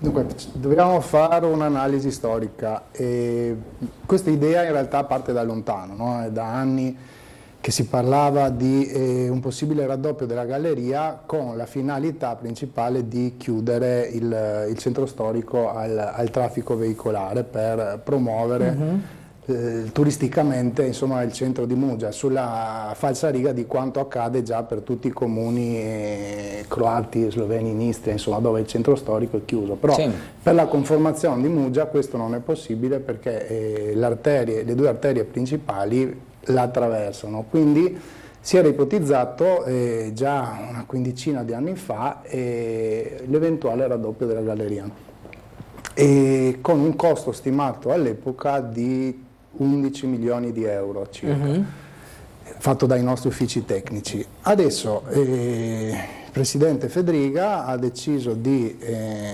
finanziare l'opera, ha erogato 13 milioni di euro, 3 milioni di euro li dovrà mettere il Comune di Muggia per realizzare il raddoppio della galleria. Questo solo per contestualizzare la situazione. Non c'è un progetto, oppure ci stanno lavorando, però non siamo aggiornati come consiglieri comunali sugli sviluppi del progetto, però c'è già qualche problema, nel senso che si è già creato un gruppo di cittadini che è preoccupato per l'intervento, perché ricordiamoci che è un intervento che va a realizzarsi in una zona composta da terreno estremamente friabile, il flish, attraversato da corsi d'acqua sotterranei, ma soprattutto la galleria attuale, che andrebbe allargata, è circondata da case ed è a 20 metri dal centro storico, quindi ci sono delle perplessità non da poco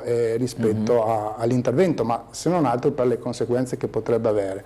Ovvio. Qual è la giustificazione prima? Che bisogna sviluppare il turismo di Muggia. Allora, seppur è giusto anche dire le cose come stanno, cioè che l'idea progettuale arriva da lontano, va altrettanto però analizzato il fatto che sono passati 25 anni, 30 anni da quelle idee progettuali, e il problema del traffico si concentra principalmente nei 3 mesi estivi. Qual è il problema? La galleria è a senso unico a meno che non passi un autobus o un tir, nel qual caso scatta un sensore, fa scattare il semaforo e si blocca il traffico e viene consentito il passaggio dei bus in direzione Lazzaretto. Questo problema si intensifica maggiormente d'estate, perché il passaggio dei bus, l'intensificazione della frequenza con cui i bus passano porta al fatto che, soprattutto nei weekend, si formino code dall'altra parte, in direzione Muggia, insomma da Lazzaretto verso Muggia. È un problema un po' circoscritto, nel senso che i mugesani che conoscono il territorio magari trovano strade alternative, altri si trovano imbottigliati. Però stiamo parlando di un intervento estremamente invasivo che genera tutta una serie di preoccupazioni. Una, quella dei residenti che ho già citato, perché appunto non sono state date grandi garanzie per ora in merito a quale sarà l'intervento, anche perché il sindaco ha dichiarato più volte che non si sa quale è l'intervento. Sono partiti in pompa magna con l'assessor regionale Roberti a farsi fare le foto davanti alla galleria, raddoppieremo la galleria, poi quando ci sono state le prime perplessità, i primi mali di pancia dei residenti, hanno fatto, non dico un passo indietro, ma un passo a lato, dicendo che la galleria è una delle ipotesi progettuali, che si sarebbe dovuto verificare anche altre possibilità. In realtà le verifiche, a mio avviso, sono state assolutamente ridicole e inadeguate, perché come si sono fatte le verifiche? Si è presa l'ipotesi del raddoppio della galleria, si sono prese le altre due ipotesi che però hanno 40 anni, 50 anni, sono state bocciate dai consigli comunali di decenni fa, una che era quella del tunnel sottomarino, che effettivamente è l'unica che andrebbe a risolvere il problema in maniera poco impattante e rischiosa per la città, ma ha un costo stimato di 110 milioni di euro. Ecco. Finanziamento che difficilmente il Comune di Muggia assolutamente non è in grado di affrontare, ma la stessa Regione penso abbia qualche perplessità, certo. Soprattutto nel momento in cui esiste una grande viabilità che fa scorrere la maggior parte del traffico attraverso la Buiese e non più attraverso Muggia, quindi anche questo è datato. Poi c'era un altro progetto di circonvallazione delle colline muggesane, quindi con un cavalcavia che avrebbe dovuto passare per Santa Barbara, poi per Muggiavecchia, Chiampole, eccetera, solo che con l'urbanizzazione anche selvaggia, se mi si consente, avvenuta alla fine dello scorso secolo, adesso la cosa è assolutamente improponibile. Quindi sono state date 3 possibilità, di cui già 2 si sapeva che erano scartabili, resta solo la galleria e quindi sembra che l'amministrazione sia costretta a scegliere questa ipotesi. Io non lo so, sembra che dai rilievi comunque che stiamo facendo, però non ho dati certi ma solo informazioni riportate, ci siano effettivamente dei problemi di stabilità di quel tratto collinare, per cui un qualche intervento andrebbe a smottare in maniera significativa. C'è questo rischio. Per amor del cielo, se hanno costruito il ponte sotto la Manica, ci sono le competenze assolutamente tecniche e progettuali per poter risolvere qualunque problema. Non vorrei che questa diventi un po' una presa di posizione per partito preso, cioè nel senso abbiamo detto che faremo la galleria e adesso la facciamo a qualunque costo, ecco, non è una posizione che trovo tanto vantaggiosa. Io, se devo parlare da muggesano, dico che non mi dispiacerebbe l'idea di avere un centro storico chiuso come avviene nei comuni costieri d'oltre confine, però dico anche, se ragiono da amministratore, dico anche che però un raddoppio della galleria taglierebbe sostanzialmente la città in 2, perché a quel punto se tutto il traffico veicolare in entrata e in uscita dovesse passare per via Roma, dove sussistono in questo momento 5 attraversamenti pedonali nel raggio di 200 metri, sostanzialmente o bloccheremo la città da un punto di vista pedonale, perché bisognerebbe immaginare dei sovrapassaggi, sottopassaggi per poter, perché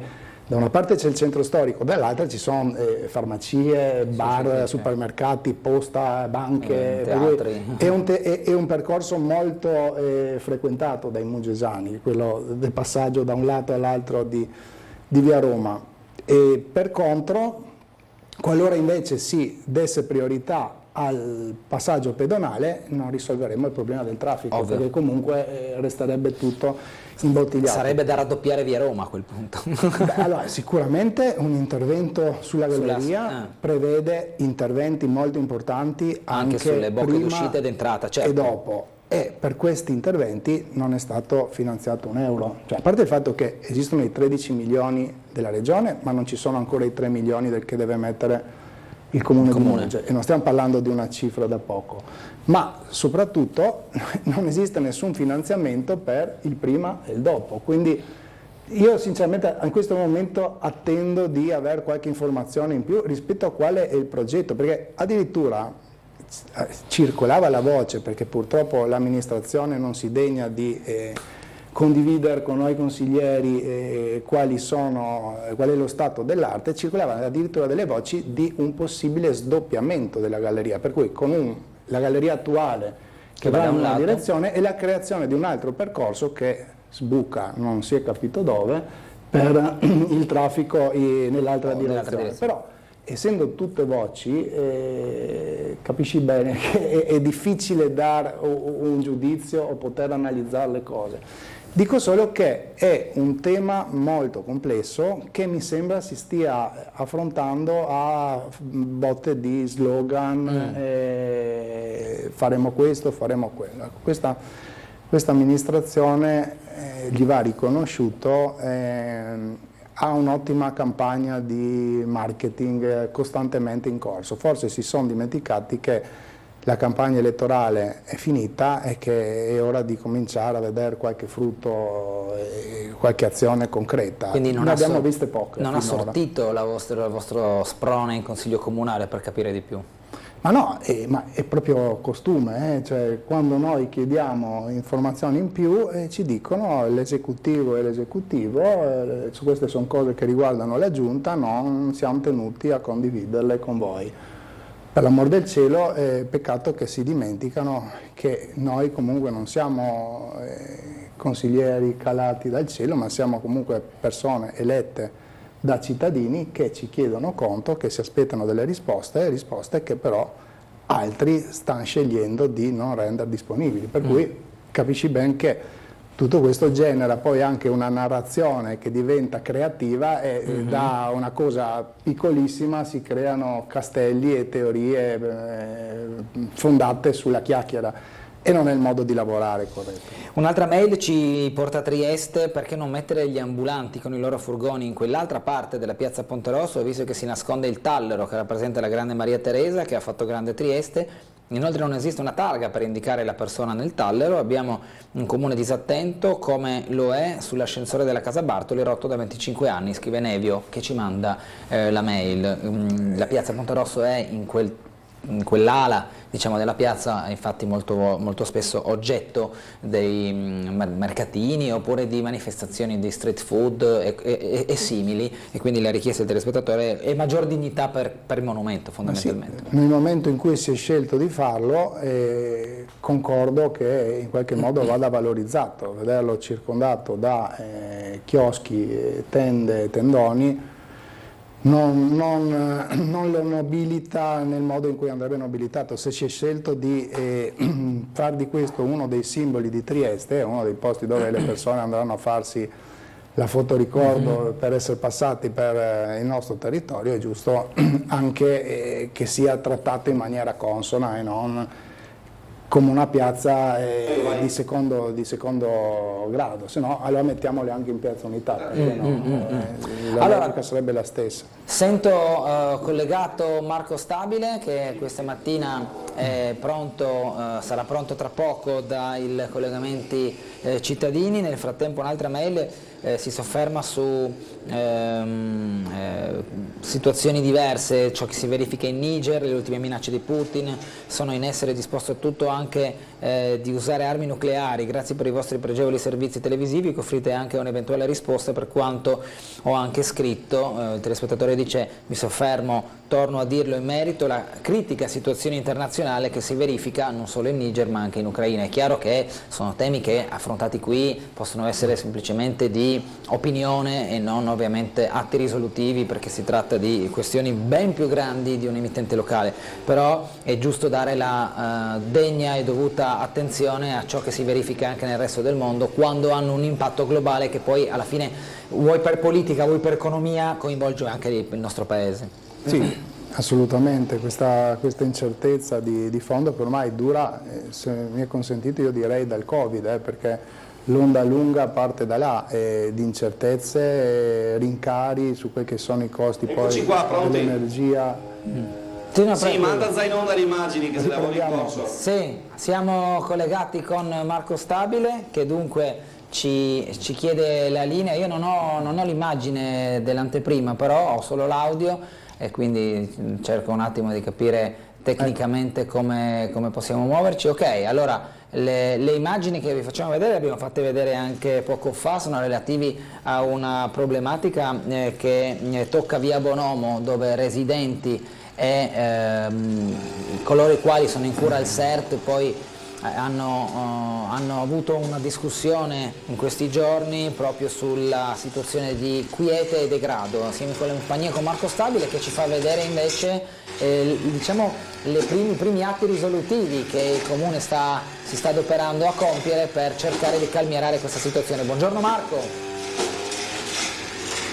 Buongiorno Bernardo, buongiorno ai telespettatori di Tele4. Lattine di birra, bottiglie di birra, immondizia di tutti i tipi è quello che sta emergendo qui dalle aiuole nella zona di via Bonomo, attenzionata nell'ultimo periodo per tutta una serie di situazioni di degrado e di difficile convivenza con alcuni gruppi, alcuni figuri, diciamo così, che gravitano in questa zona e danno problemi di alcol e dipendenza. Questo si riverbera anche sulla vita delle persone che abitano qui. Con l'assessore comunale alle politiche del territorio Michele Babuder mettiamoci in questa posizione, così permettiamo anche all'operatore Guido Indri, che è con noi, di fare le immagini nel contempo, una prima azione per quantomeno risolvere il tema, diciamo così, immondizia e degrado. Poi parleremo anche della convivenza difficile. Ma ovviamente il verde e la cura di quelle che sono le aiuole utilizzate anche impropriamente è di mia competenza ed è una delle azioni. L'amministrazione ha attenzionato le problematiche che patiscono i residenti sia da un punto di vista sociale sia da un punto di vista anche di controllo. Già ieri sera, ad esempio, in Consiglio Comunale abbiamo approvato un nuovo regolamento portato dalla consigliera assessore alle polizie locali, per cui c'era già stato in precedenza anche l'interessamento dell'assessore al sociale per una serie di azioni ovviamente coordinate. Io ho competenza su questa e continuerò nella mia pervicace idea che, riportando il decoro perlomeno nel verde, qui come in altri luoghi si possa cercare di limitare quella che poi è il proseguire dell'indecoroso utilizzo da parte di terzi delle aree pubbliche, insomma. Peraltro in questa zona Acega, Sapies e anche ERA hanno fatto degli interventi sull'illuminazione, è stata rifatta in questi ultimi giorni la scaletta di via dei Bonomo ed è intendimento del mio dipartimento riproporre in questa aiuola che vedete sulle scale al confine con il viale 20 settembre e sulle aiuole di via dei Bonomo anche ripiantumazione di nuovi alberi, alberature e arbusti, insomma, per dare per quanto possibile un ulteriore decoro a quest'area. Ecco Bernardo, come detto dall'assessore Babuder, ieri abbiamo dato notizia del tema cabinovia nel telegiornale, ma non dell'approvazione definitiva del DASP urbano anche in aree, diciamo, non centrali, quindi potrà essere applicato anche qui. Detto questo Bernardo, ti chiedo se è possibile mandare in onda quel video che ci è arrivato ieri da un residente proprio di via Bonomo, con un faccia a faccia, diciamo, complesso tra residenti e persone che stanziano in questa zona in condizioni non proprio diciamo decorose, soprattutto facendo baccano, creando situazioni diciamo così di timore anche per la popolazione. Sì, Marco, il video lo stiamo adesso trasmettendo ed è... Ok, nel momento in cui possiamo salutarti manderemo in onda il video, perché tecnicamente o l'uno o l'altro, ma in tal senso comunque l'abbiamo fatto vedere poco prima del vostro collegamento, descrivendo proprio questo faccia a faccia che anche per motivi di, insomma, di privacy abbiamo reso un po' offuscato per non riconoscere i volti, però è evidente come il confronto fra i residenti e le persone che poi vi stazionano nell'area dove siete voi adesso è stato ed è ulteriormente acceso proprio dalle situazioni in essere, anche perché vanno avanti da diverso tempo e vive di picchi di esasperazione proprio di chi vive nei dintorni, un faccia a faccia fra residenti e questo gruppo di persone che ormai è solita stazionare dove siete voi questa mattina, che non ha fatto altro che aggiungere un capitolo in più in questa contrapposizione proprio fra residenti e persone che frequentano i luoghi descritti. Intanto vediamo anche le immagini della pulizia a cui voi siete partecipi in questo momento. Bernardo, allora, Sole Babuda, abbiamo fatto vedere qualche istante fa quel video che le ho mostrato poco fa per far capire quelle che sono le situazioni complicate con cui chi vive qui si trova a avere a che fare. Ovviamente non è facile risolvere, ma insomma si prova quantomeno dal punto di vista del decoro e magari con una sorveglianza più stretta. Assolutamente, questi sono i due obiettivi che si è data l'amministrazione, ovviamente di concerto anche con la questura e con le altre forze dell'ordine che organizzeranno per quanto di loro competenza dei presidi e dei controlli ulteriori. Io comprendo quello che può essere e che è il disagio e i patimenti di chi cerca di vivere serenamente nella propria casa e vede limitata la propria libertà, anche la propria sicurezza nell'uscita. Certo, è un caso limitato, ovviamente connesso e correlato a situazioni di estremo disagio particolari e che sono ovviamente in capo ad altri servizi, per cui io credo che con una netta collaborazione sinergica tra gli enti questo problema potrà essere risolto, ognuno facendo la propria parte. Ok, la zanzara, così evitiamo la puntura in diretta, perché ovviamente quando si tagliano le aiuole ce n'è di ogni tipo.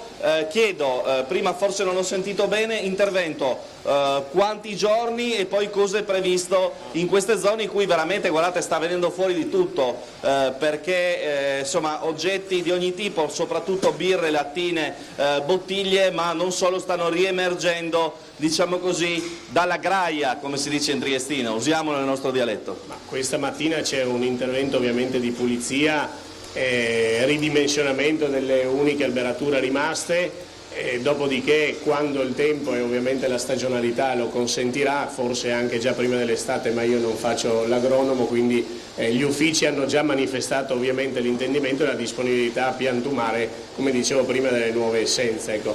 Proprio ieri ho ricevuto peraltro da una collega del comune una serie di diciamo grandi immagini, non posso dire delle diapositive, di come le scale erano un tempo a Trieste. Ovviamente parliamo di un periodo in cui i giardinieri erano del comune, c'era una manovalanza, l'operaio del comune aveva un suo rilievo, un suo ruolo negli stessi giardini, però non credo sia possibile rifare tutto in questo periodo, ma certamente il piacere di riuscire a ridare il decoro a quelle che è una particolarità, il verde delle scalinate, credo che dovrà trovare attenzione nel nostro prossimo piano triennale delle opere. Voi sapete che peraltro questa richiesta di sfalcio e di potatura e ripiantumazione era venuta anche da colleghi di Forza Italia, anche della sede della circoscrizione, dalla Presidente Barbara Odorito Zuccato, dal consigliere Cannataro. Mi fa piacere che poi siano state anche condivise e adesso poterle attuare. Ecco.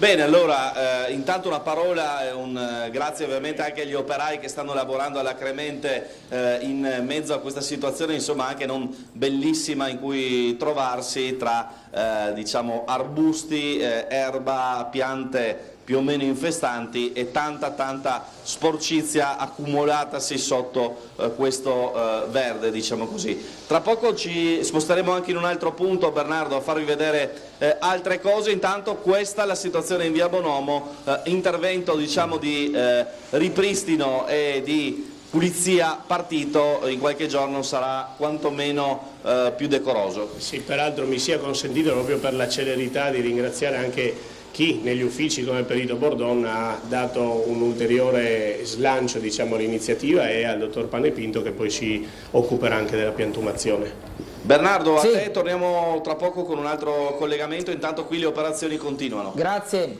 stiamo vedendo sì dalle immagini la pulizia, lo sfalcio, anche la raccolta di tutto questo materiale, per lo più lattine e bottiglie, che sono testimonianza del passaggio di questa situazione spiacevole a cui sono partecipi i residenti. Bussani, questo noi le raccontiamo da tempo perché è una dinamica problematica che non vede una soluzione, anche perché il tema è molto delicato. Si tratta di persone che sono in cura al CERT e che poi, finita diciamo la loro permanenza nelle strutture, escono e si ritrovano. In questo caso il punto in oggetto era quello lì della scalinata e si è visto poi anche ciò che è stato lasciato nel verde pubblico, dinamica che in questo caso abbiamo seguito anche in mattinata con l'operazione di pulizia delle aiuole. Con lei volevo parlare proprio di raccolta di rifiuti e di pulizia, ma sotto un'altra chiave e soprattutto concentrata sul comune di Muggia. Apro giusto l'argomento, ma poi andremo in pubblicità e lo riaffronteremo con più calma subito dopo. Oggi il piccolo titolo: a servizio di raccolta rifiuti, NET sceglie Sole a Muggia, alt del TAR all'affidamento. È una vicenda giudiziaria un po' intricata, se vogliamo. Sì, non entrerò nel merito della vicenda giudiziaria, certo, perché non ho modo di farlo, però fa un po' specie il fatto che una maggioranza, una giunta che ha fatto della lotta contro la riforma sui rifiuti voluta dalla giunta nostra il suo cavallo di battaglia in campagna elettorale, mettendosi a fare il capopopolo. Abbiamo attuali assessori che erano prima capipopolo nella raccolta firme contro la raccolta differenziata. Ecco, in 2 anni non è cambiato niente, anzi il servizio è peggiorato, non a detta mia, ma a detta di molte persone che mi fermano per strada per segnalarmi questa cosa, e prova ne è poi perché questo accade. La ditta che ha vinto l'appalto con la NET ha fatto un ribasso del 30%. 23,32. Intorno a quelle cifre là. Allora, se già prima ci si lamentava che il servizio andava migliorato, mi chiedo come il servizio possa migliorare abbassando del 20% l'investimento da farsi. Ecco, è chiaro che la risposta del nostro sindaco o dell'assessore competente rispetto a questo tema sarà che è un appalto seguito da NET, che il Comune non ha nessun ruolo attivo in questo. Ecco, io non sono assolutamente d'accordo, compito del Comune è comunque vigilare su come le cose accadono. Si sta facendo finta di niente rispetto a tutta una serie di cose. Io, guardate, qualche settimana fa, dovrei avere ancora la foto del cellulare, sono passato la domenica pomeriggio davanti al parcheggio di Caliterna, dove c'è l'area di raccolta, ed era una cosa imbarazzante, davvero imbarazzante. Tutti i bidoni aperti, rifiuti gettati a terra da tutte le parti, ma attenzione, con una bella telecamera a 2 metri di distanza che riprende tutto. Se c'è la volontà di andare a sanzionare chi quei comportamenti li ha avuti, si può fare. È ora di finirla, che questa giunta continui a dire che qualunque problema a Muggia accade è colpa di chi li ha preceduti, perché 2 anni non sono 2 giorni e non sono 2 mesi. C'è stato tutto il tempo per rivedere le cose. Il fatto di andare in continuità con quanto veniva prima è una scelta, ed è una scelta consapevole di questa amministrazione. Per cui io spero che non solo i cittadini se ne stanno già rendendo conto, ed è evidente, ma spero che anche loro capiscono che esiste anche una decenza nelle cose che si dicono e nei comportamenti che si hanno. È ora di finirla. Assumiamoci ognuno le proprie responsabilità. Il cambio del sistema di raccolta dei rifiuti, chi l'ha fatto? La giunta precedente? Sì. Questa giunta ha promesso mari e monti e rivoluzioni? Le rivoluzioni non ci sono state, ma vi dirò di più. Quando facevo il grillo parlante in campagna elettorale, dicevo, guardate che a Trieste una famiglia con le stesse, che vive in un appartamento di 100 metri quadri, una famiglia di 4 persone, paga all'anno 100 euro in più di Tari, semplicemente perché a Trieste non c'è la raccolta differenziata come a Muggia, perché a Muggia si produceva meno indifferenziato. Quindi noi eravamo arrivati a un 70% durante la nostra amministrazione. In questa amministrazione, visto che l'approccio è un po' più soft, diciamo, si è arrivati al 45, attorno al 50%, un po' di più di Trieste. Risultato? Aumenti della Tari fino al 30%, cittadini che scrivono su Facebook ma com'è possibile? Com'è possibile? Questo è.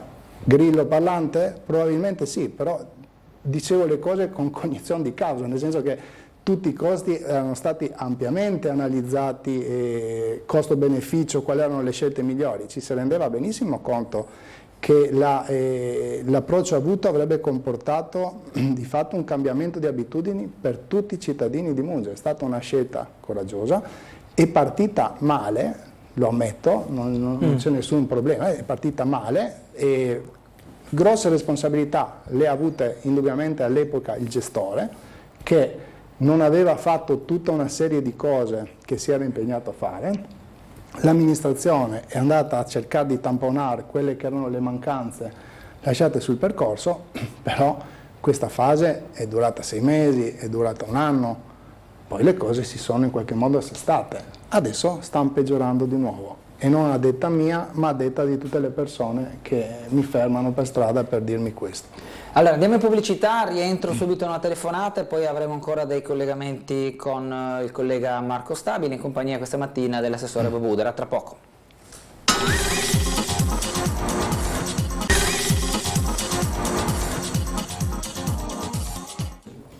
Torniamo in diretta con Sveglia Trieste, andiamo a sentire una telefonata. Buongiorno. Pronto? Pronto? Sento... Sì, buongiorno. Non sento niente, chiedo scusa se non siamo in grado di collegarci. Pronto? Ci proviamo ancora? Niente, nulla da fare. Sul fatto che la Giunta, come diceva lei prima, non abbia intrapreso quel cambio di passo sulla raccolta differenziata, vi siete chiesti perché?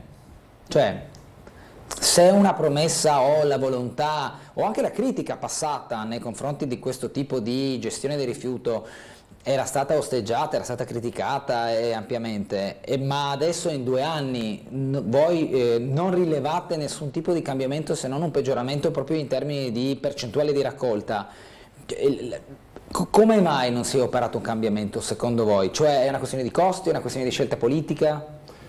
Io credo sia un'assoluta mancanza di programmazione, cioè nel senso che la cosa più facile da dire in campagna elettorale, ed è quel che loro facevano, in 2 mesi noi saremmo in grado di risolvere il problema. Sono passati 2 anni e niente è stato risolto. Purtroppo in campagna elettorale si possono dire le cose come stanno o si possono millantare capacità e soluzioni che in realtà non ci sono. Comunque queste domande si possono fare tranquillamente al super assessore di Muggia, che ha 80 assessorati e che sarà sicuramente in grado di spiegare perché il progetto differenziato, il progetto miglioramento del servizio è fallito su tutti i campi. Chiedete, onestamente andrebbe chiesto certo. A loro, io posso solo dire, fotografare qual è la situazione. Si erano promesse tante cose, non è stato fatto niente, la cosa non funziona, i cittadini pagano una Tari più alta, il servizio è peggiorato, vediamo. Chiederemo la maggioranza. Sarà, non so, se il sindaco è soddisfatto di questo risultato da parte del suo assessore di fiducia oppure se ci sia qualche problema sotto, però andrebbe chiarito, questo sicuramente. Lei prima diceva anche noi quando siamo in consiglio comunale a domanda avanzata non riceviamo grandi risposte. Mi viene da fare una sorta di battuta, dovrete aspettare almeno settembre per non avere le vostre risposte, no? Perché se non sbaglio convocazione del consiglio comunale, come mi diceva prima, è un po' diluito, no? No, il periodo estivo sicuramente non aiuta, nel senso che purtroppo il periodo di ferie, per cui il sindaco che deve garantirsi la maggioranza ha già perso un consigliere comunale durante il percorso che è passato al gruppo misto e già qualche consigliere comunale agli ultimi consigli non ha votato proprio come il sindaco voleva. Di conseguenza immagino ci sia la volontà di blindare l'approvazione delle delibere. Faccio un esempio stupido, io è da 3 mesi ho fatto una mozione che riguardava il piano particolareggiato del centro storico e la possibilità di andare a fare delle azioni nei confronti dell'amministrazione regionale per cambiare, apportare alcune modifiche al piano paesaggistico regionale, che per capirci ad esempio non consente di fare interventi all'interno della Valle delle Noghere, che è un'area industriale chi ha un capannone, chi ha un'attività deve appena fare tutta la pratica paesaggistica per vedersi approvato. E siamo in una zona industriale, però una zona industriale entro i 300 metri dal Riospo e quindi soggetta a tutti i vincoli. Centro storico, nel centro storico non si possono mettere pannelli solari, qualora uno sostituisca i serramenti deve farlo necessariamente in legno. Ci sono tutta una serie di limitazioni che già durante il mandato precedente su cui si era cercati di intervenire col piano paesaggistico, col piano particolareggiato del centro storico, ma che comunque è subordinato al piano paesaggistico regionale. Quindi ho fatto questa mozione, attenzione, mozione costruita insieme a un sacco e a molti cittadini che hanno votato anche dall'altra parte, assieme a professionisti operanti sul territorio mugesano, perché è un problema oggettivo e anche, non dico con la benedizione, però dopo un confronto con alcuni membri dell'attuale maggioranza. Quindi è una mozione utile, trasversale a Muggia. Bene, e da maggio io credo che questa mozione è parcheggiata lì, perché abbiamo avuto 3 consigli comunali, non si è riusciti a discuterla, perché la prima volta la maggioranza per ripicca, a un certo punto quando sono arrivate le mozioni si è alzata e sono usciti dall'aula e ci hanno lasciato là come scemi. La volta successiva il sindaco ha fatto quella scena madre accusando me di aver discriminato l'assessore Steffè e quindi nuovamente ha fatto saltare il banco.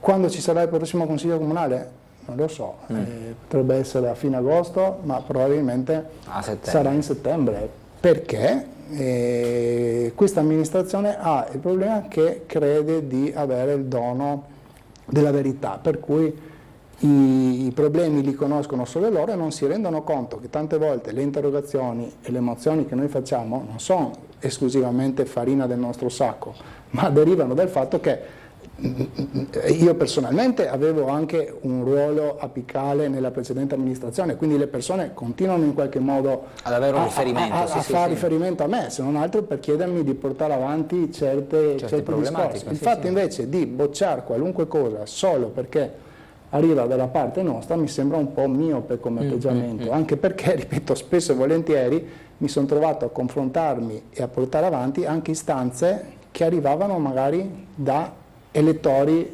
di quella parte là, che magari non vogliono esporsi direttamente o criticare apertamente, però mi hanno chiesto di portare avanti certi ragionamenti. Il fatto di costantemente e perennemente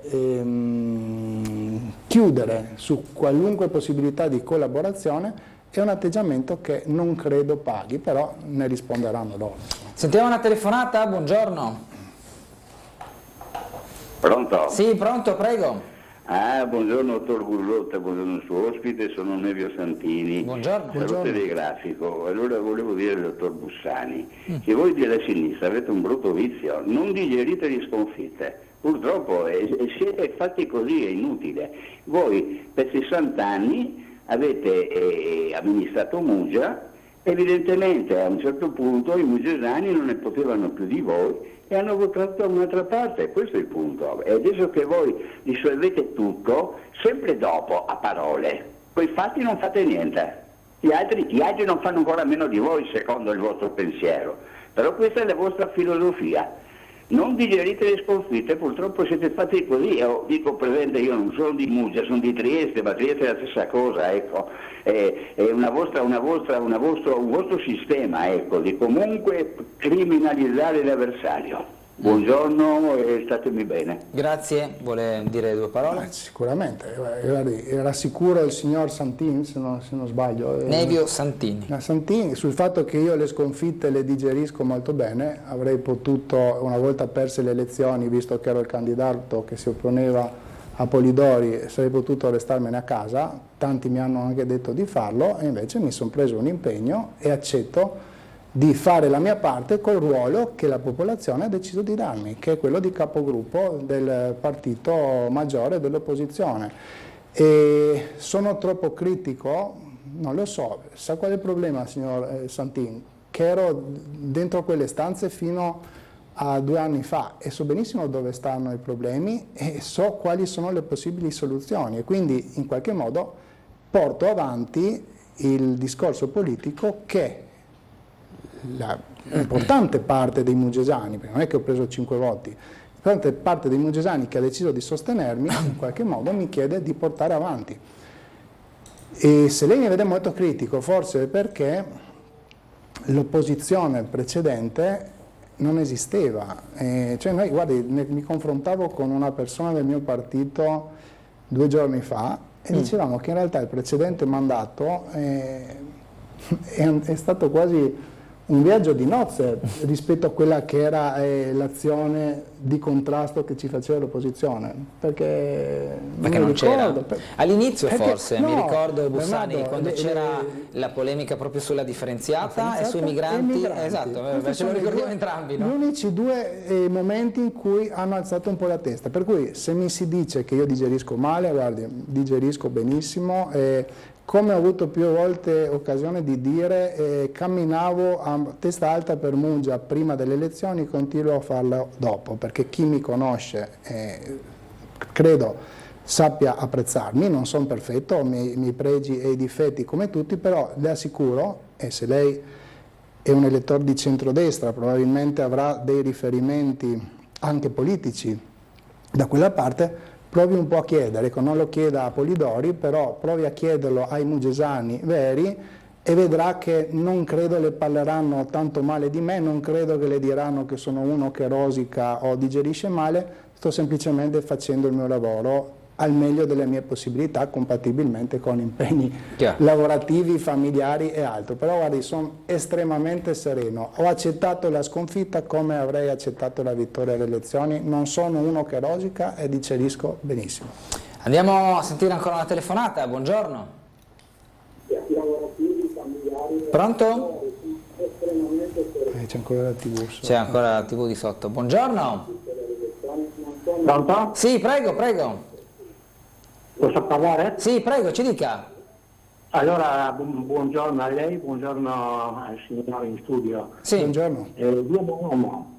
Ho visto il servizio di poco fa e finalmente mi compiaccio con l'amministrazione comunale che ha deciso di muoversi, di fare qualcosa, segnatamente con l'assessore Babuder. Sì. E speriamo bene che dopo la pulizia e le ripiantumazioni fermano i controlli e non si perda di vista, perché se mancano i controlli poi ritorniamo appunto e a capo. Per quanto riguarda i controlli, direi mandate gente in borghese, non certamente in divisa, perché se vedono le divise questi scappano, insomma, no? Ok. Tutto qui, speriamo bene.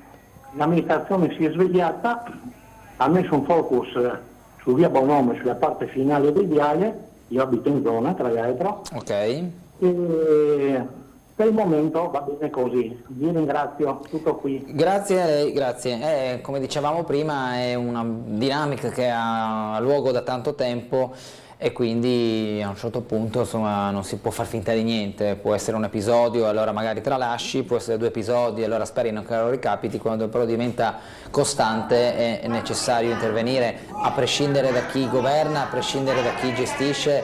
La presa in carico per un ente pubblico è doverosa quando poi le lamentele dei residenti sono costanti nel tempo e non si vede una via d'uscita. In questo caso l'intervento era sul verde pubblico, qui si tratta in maniera molto più ampia di un qualcosa di anche delicato, perché come dicevo prima Bussani si tratta di persone che sono in cura ai servizi del CERT di San Giovanni e che quindi insomma hanno una situazione individuale particolare e sensibile. Andare là e prendere e sbarazzare come se fosse il colpo di scopa per terra non si fa con le persone, si può fare con i rifiuti, lo abbiamo visto.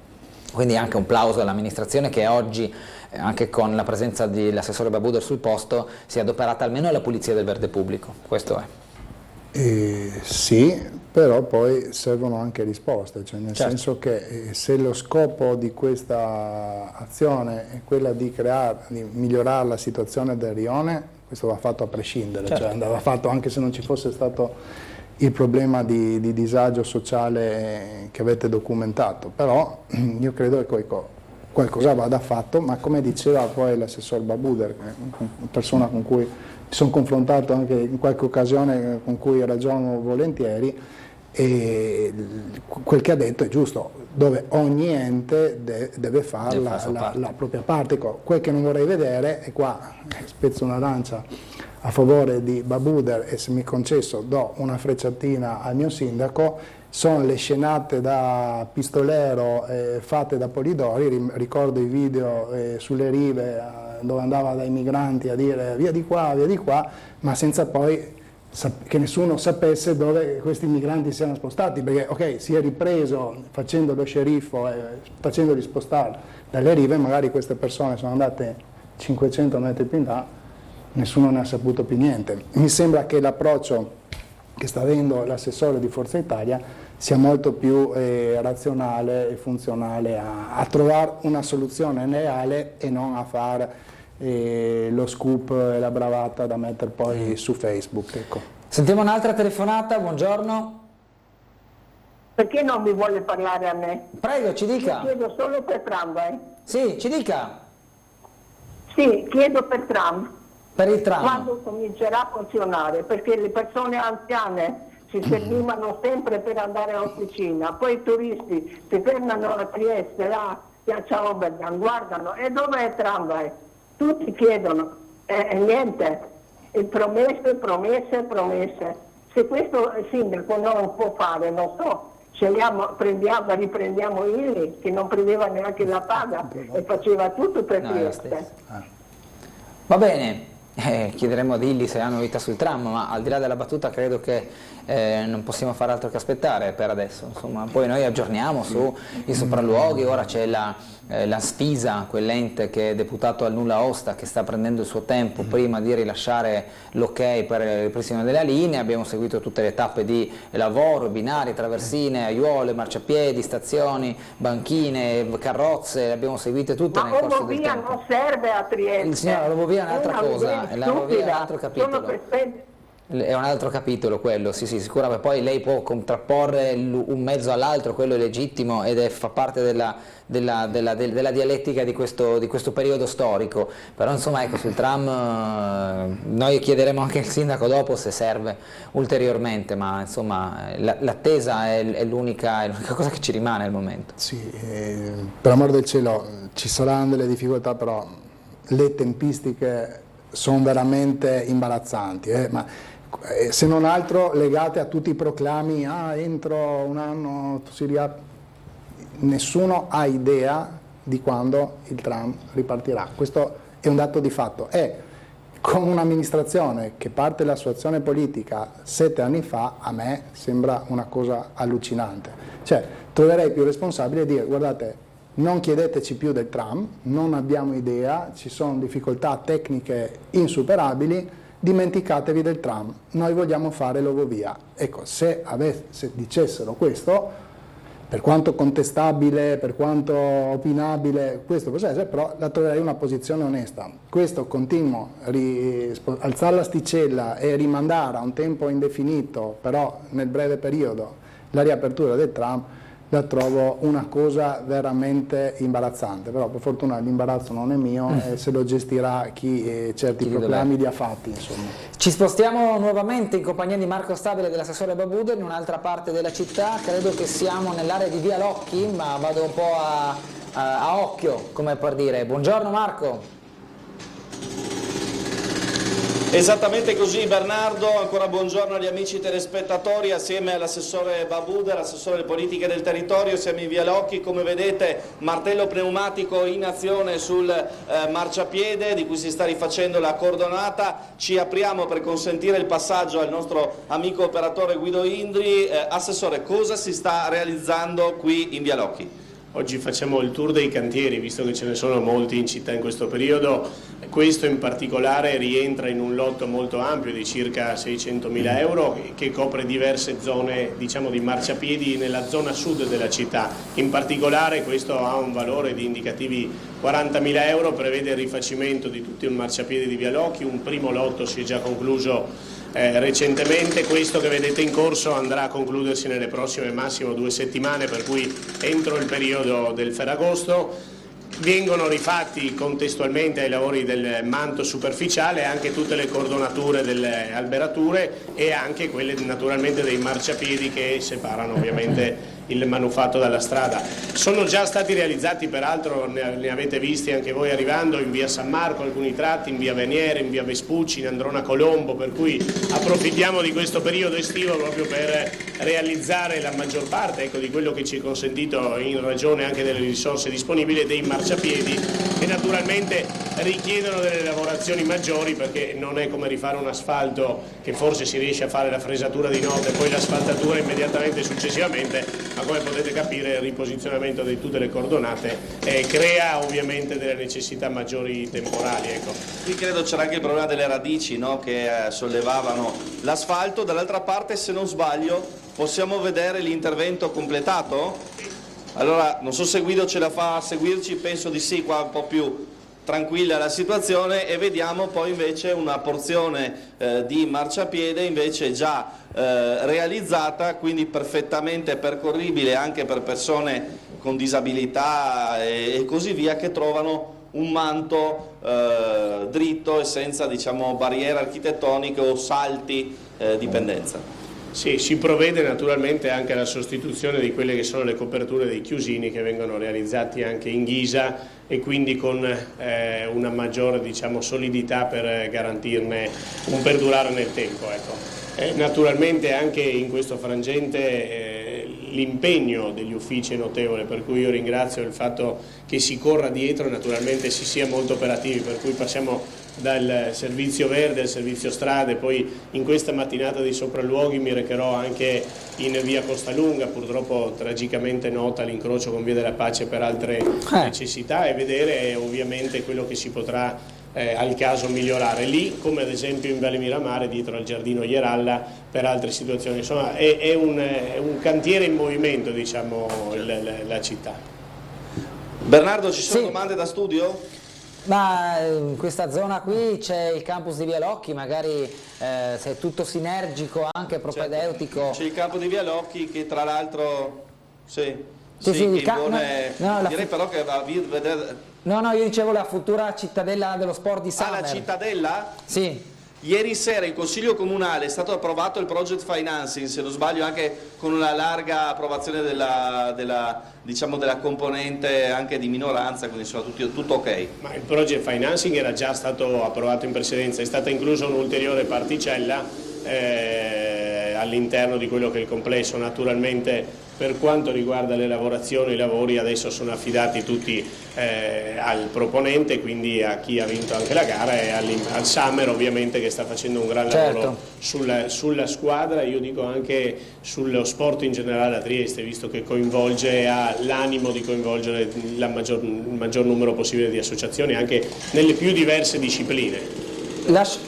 C'era una signora affacciata alla finestra, stavo per fare uno dei miei classici blitz, ma è rientrata. Insomma, Marco, lascia un attimo la mia classica zingarata. Il consigliere Bussani, se ha piacere di dire 2 parole, prego. No, io dico che tutte le volte che si vedono i lavori fatti bene è un piacere, per cui approfitto anzi per salutare l'assessor Babuder e dirgli che lo terremo d'occhio, che questo va bene, ma ci aspettiamo che continui così. Saluta e ti fai complimenti Bussani da Muggia. Ringrazio e ricambio i saluti. Bene, se c'è qualcosa... Bene Bernardo, io direi allora che ci ritroviamo per il prossimo collegamento, mentre qui in Via Locchi martello pneumatico sempre in azione, si prosegue con il rifacimento dei lavori del marciapiede e della cordonata. Noi adesso ci spostiamo perché stiamo sostanzialmente in area insomma non di cantiere, siamo in sicurezza, però insomma stiamo rompendo le scatole, insomma, dai. Va bene, grazie allora lasciamoli lavorare. Grazie del dettaglio su Via Locchi. Abbiamo pochissimo tempo, però Bussani, al netto del carnevale estivo che partirà tra poco, io non ho capito se queste riprese del film a Muggia sono state eseguite oppure no. Visto che ora si sono spostati a Trieste, in molto pochi cosa succederà con questo film, perché in qualche modo, da quel che mi è stato detto, perché io ero in ferie in quel periodo, però l'amministrazione se ne è lavata ampiamente le mani e ha lasciato gestire tutto alla produzione, per cui c'è stato un contatto diretto tra produzione e poi commercianti, gestori di attività del centro. Sembra che a causa, a causa dello sciopero degli attori delle grosse produzioni, insomma, il film è saltato. Ci sono voci, ma di nuovo sono voci, che le riprese potrebbero tenersi nuovamente a fine agosto, però non ho notizie di prima mano, però sicuramente questa storia non è stata gestita benissimo e ci sono un sacco di incertezze. Poi, per amor del cielo, nessuno può mettere in conto uno sciopero internazionale che probabilmente non c'era, però idea mia, se fosse arrivata a me la proposta di realizzare un film, avrei chiesto di spostarlo a maggio o a settembre, perché immaginare di farlo a luglio, nell'unico periodo in cui realmente le attività del centro lavorano e quindi sono stati tolti centinaia di parcheggi a vuoto, perché sono stati tolti a vuoto, ecco, si sarebbe potuto gestire un po' meglio, però alla fine non è colpa di nessuno, è andata così. Ecco, quel che contesto all'amministrazione e suggerisco al sindaco di fare pro futuro è di dar più informazioni rispetto a quel che sta succedendo, perché adesso si rincorrono le voci di una possibile ripresa delle attività rispetto al film per fine agosto, ma sono voci, io non so se siano vere, e non voglio neanche io contribuire a mettere in giro falsità. C'è molta incertezza. Grazie consigliere Bussani per essere stato con noi. Buon lavoro a tutti. Buona giornata. Noi andiamo in pubblicità, ma tra poco in compagnia di Lorenzo Giorgi, consigliere comunale di Forza Italia.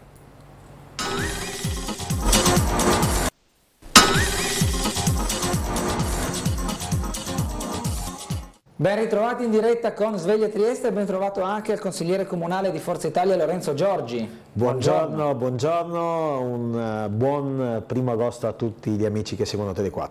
Senta, ieri c'era il Consiglio Comunale, si è parlato di questa misura del DASPO urbano allargata a varie zone della città. Abbiamo prima in compagnia di Marco Stabile e dell'assessore Babuder visto la situazione di pulizia, in questo caso di via Bonomo, dove però da tempo i residenti chiedono un'attenzione in virtù della presenza delle persone che dopo le cure del CERT, dopo la loro presa in carico nelle strutture di San Giovanni, vanno in quella zona e creano capannello, disturbo, talvolta sporcizia. L'abbiamo visto dalle pulizie delle aiuole come sono emerse lattine e bottiglie, di situazioni di tensione sociale, se dobbiamo darci un cappello e un titolo, che perdura da molto tempo. Il DASPO urbano è uno strumento per intervenire anche in questo caso? Ne abbiamo discusso ieri in Consiglio Comunale, andando ad allargare quella che è la zona prevista nella nostra città per utilizzare questo strumento.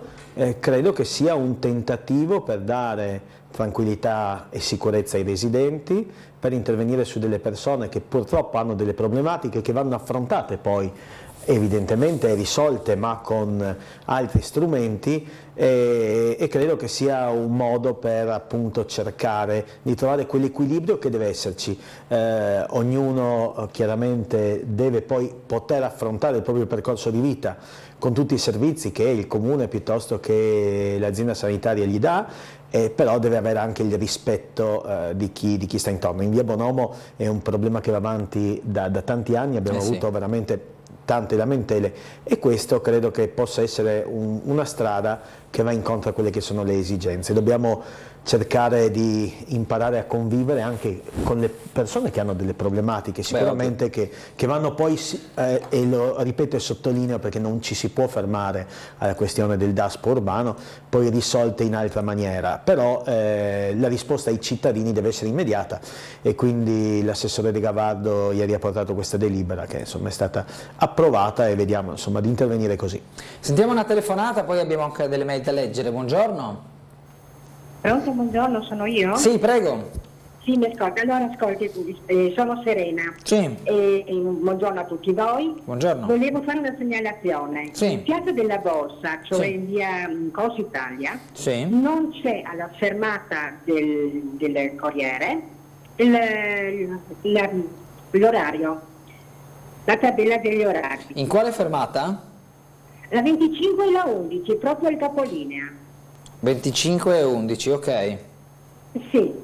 Mancano gli orari. Ora mancano gli orari. Sì, allora, pensavo che col nuovo orario estivo venissero messi, ma adesso siamo in agosto, non ci sono. Allora, faremo un passaggio col Presidente Marzi. Le dico però che sono in corso in questi giorni le sostituzioni delle tabelle di orario, diciamo cartacee, con quelle digitali, quindi magari nel giro di qualche giorno potrebbe essere che mettono quelle nuove, non lo so, non è che ne ho una certezza assoluta, però ho visto che in certe aree sostituiscono, digitale, quindi magari è solo da attendere oggi o domani, però glielo chiederemo lo stesso.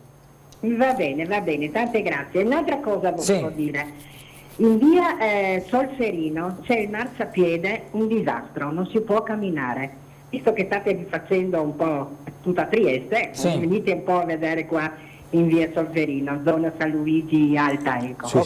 Ok, va bene. Va bene, tante grazie. Grazie la prima a lei. volta che vi sento, auguri. Grazie signora della Le segnalazione. segnalazioni sono sempre abituato in questa trasmissione a ricevere molti spunti che passano da una parte all'altra della città. Quella dei bus, ripeto, può essere una dinamica di sostituzione, ma comunque chiederemo alla Trieste Trasporti perché poi si incaricano loro di questo tipo di attività. In via Solferino, da San Luigi, situazione stradale da rivedere, Giorgi, magari con un sopralluogo si può anche inoltrare, grazie alle circoscrizioni, in questo caso credo che siano proprio loro, no? Le prime persone a interessarsi di questa situazione. Assolutamente sì, e va rilanciato il ruolo delle circoscrizioni che sono sentinelle sul territorio, vanno incentivate a dare le prime risposte ai cittadini, le risposte di attenzione come quella riferita alle segnalazioni, andando poi ad informare i consiglieri comunali piuttosto che la giunta, piuttosto che gli uffici. Via Solferino è una strada che conosciamo, in questo momento non sono in grado di dirvi qual è la situazione dell'asfalto, ma sicuramente andremo ad attenzionare l'assessore Babuder, insomma, e la commissione quarta che presiedo dei lavori pubblici per magari fare un sopralluogo in zona, visto che proprio nella stessa zona dobbiamo già fare dei passaggi per quello che riguarda i parcheggi e la situazione delle asfaltature stradali e dei marciapiedi soprattutto. Ancora una telefonata, buongiorno. Pronto? Pronto, buongiorno Gulotta, bentornato. Non si sente niente per telefono, niente. L'importante è che mi sentite voi. Sì, noi sentiamo bene. Ecco, adesso un pochino è meglio, sì. Allora, visto che ho visto l'ultimo con il del PD di Muggia che c'era Bussani. Babuder con Stabile, no? Mi è venuta in mente una cosa che molte persone che conosco si lamentano: i marciapiedi quando vengono riasfaltati e rifatti, se non si sposta il cordolo usano, non so se mi spiego, verso le case o verso i muri sono alti, poi visto che non c'è, il cordolo non è alto, sono in pendenza. Questo è molto difficile per chi porta una carrozzella per disabili o per chi ha anche una carrozzella di neonati e anche chi ha le stampelle. Non riescono a fare giusto perché da una parte è basso e dall'altra è alto. E volevo dire questo perché adesso se si rifanno tanti marciapiedi e tutto, di fare un controllo con i tecnici, che venga fatto un lavoro ad opera d'arte, perché veramente è difficile per i cittadini disabili camminare per questi marciapiedi. E poi un'altra cosa, controllare anche la segnaletica orizzontale. Perché la segnaletica orizzontale viene asfaltato e poi fanno così come pensano di fare, è sbagliata in tantissimi posti, in via Tacco, l'ho detto tante volte, per la galleria o su per andare a San Giacomo lì, poi in via Rossetti per via della Rivoltella ci sono 2 segnalazioni e una volta era solo la svolta a sinistra.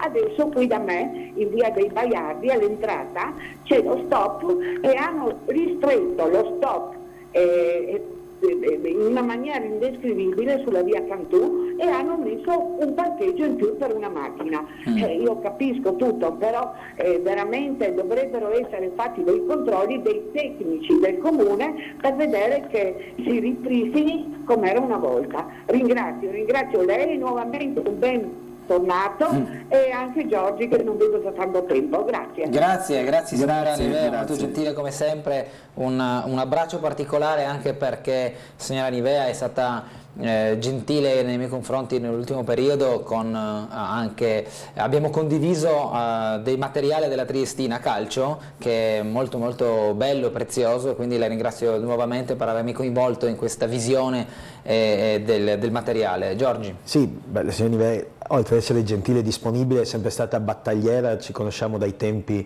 di quando ero presidente di circoscrizione, per cui ormai 20-25 anni fa, è battagliera ma sempre corretta e sempre collaborativa, e quindi insomma, ripeto, tutte le segnalazioni vanno prese in considerazione e quindi anche questo su via Baiardi andremo a vedere, perché effettivamente spesso e volentieri magari poi chi va a fare le pitturazioni stradali magari non si rende conto di mettere un parcheggio troppo vicino allo stop, e quindi può essere che sia successo questo. Per quello che riguarda l'asfaltatura dei marciapiedi, se non ho capito male, si parlava del cordolo, del fatto che quando andiamo a riasfaltare poi si rischia di creare un gradino o comunque delle difficoltà.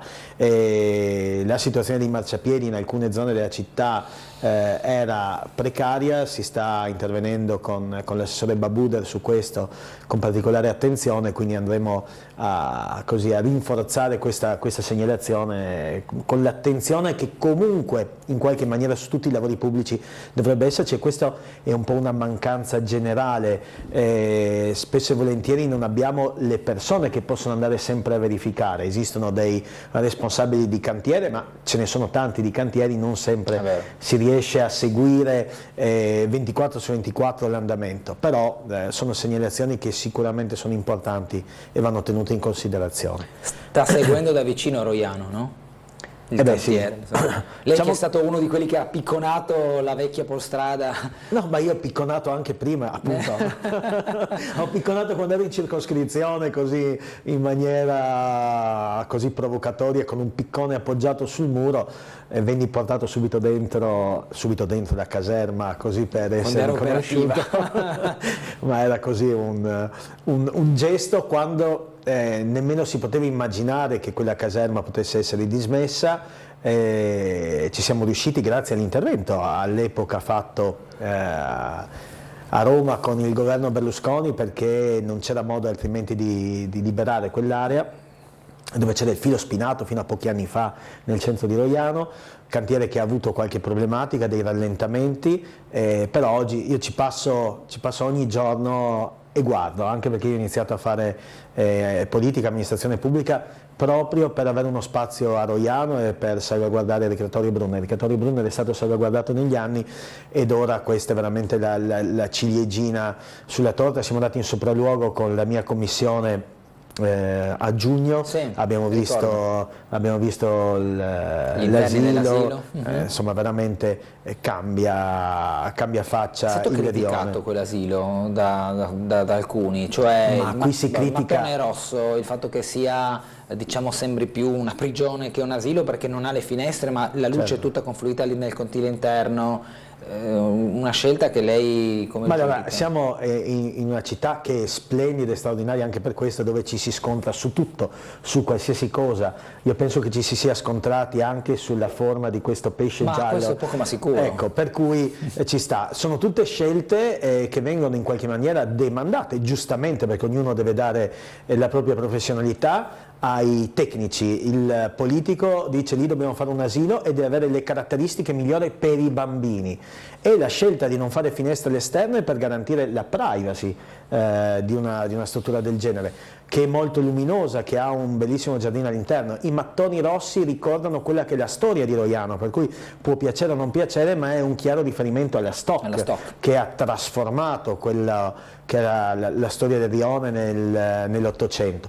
Per cui io credo che alla fine noi ci troviamo ad avere una caserma dove c'era amianto e con un'area di migliaia di metri quadri preclusa alla cittadinanza, ad avere un asilo nido che è un servizio importantissimo non soltanto per il rione di Roiano ma per tutta la terza circoscrizione, avere 140 parcheggi in più, che è una delle vere tragedie di Roiano, avere degli spazi aggregativi, avere degli alberi, forse saranno meno di quelli che voleva qualche cittadino, però i parcheggi sono di più. Insomma, come sempre bisogna trovare un equilibrio. La verità è che io andavo all'asilo in Vicolo delle Rose e quindi è passato qualche mese, perché stiamo parlando del 76 e del 77, e già all'epoca si diceva qui sotto avrete la nuova piazza. Siamo nel 2023 e la nuova piazza sta arrivando grazie a un lavoro fatto che ha un nome e un cognome, di una giunta di Roberto Di Piazza che ha trovato i finanziamenti.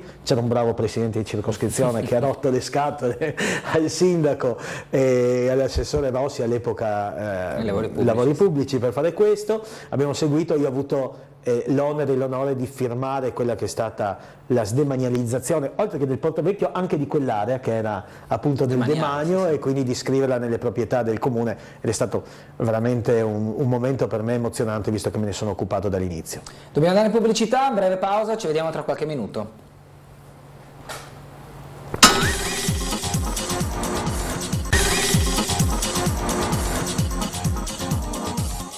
Di nuovo in diretta con Sveglia Trieste in compagnia del consigliere comunale di Forza Italia Lorenzo Giorgi. Andiamo a sentire una telefonata. Buongiorno. Buongiorno. Ancora niente? Allora abbiamo diverse mail da leggere. Dunque, buona giornata carissimo dottor Gulotta e Lorenzo Giorgi, sono Claudio Visintin, chiedo al consigliere lo stato dell'arte del campo del Campanelle Calcio, quando sarà completato con gli spogliatoi, quando ci sarà l'inaugurazione, e cosa positiva io credo sia pure l'operazione con la top player del presidente Gianni Januale. Essendo lei presidente onorario e primo tifoso, le chiedo quali sono le aspettative per quest'anno calcistico. Buon lavoro. Allora, intanto io direi di salutare Claudio e di dare la solidarietà, perché è stato insomma vittima di messaggi minatori, e quindi insomma l'abbiamo visto su Facebook, quindi tutta la solidarietà. E purtroppo, come si dice, la mamma degli idioti è sempre incinta, insomma qualcuno non ha null'altro da fare che disturbare, far preoccupare un concittadino che da sempre è in prima linea per aiutare gli altri e i propri concittadini. Verissimo, per cui, tolto questo, campo di Campanelle, ne abbiamo parlato qualche giorno fa anche con il dottor Cipriani, perché non sarà soltanto per il Campanelle, ma altre società come l'Altura, il Montebello, il Trieste Calcio, il CGS aspettano quegli spazi, perché abbiamo carenza di strutture nella nostra città, quindi ci sarà una prima fase che dovrebbe avvenire in settembre, con la posa in opera di container omologati che permetteranno l'utilizzo da subito del campo, nell'attesa che si proceda poi al lotto di realizzazione degli spogliatoi.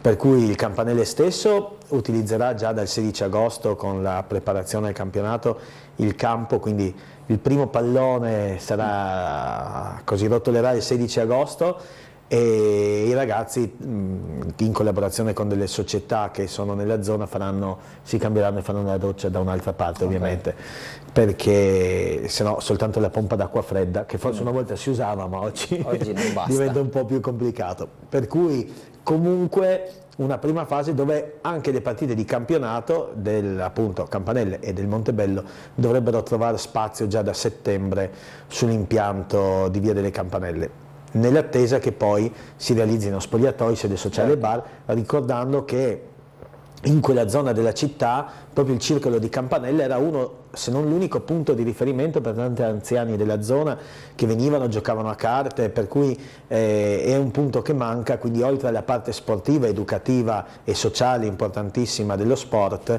anche quella di riferimento per le persone che avevano in Campanelle così il punto di ritrovo.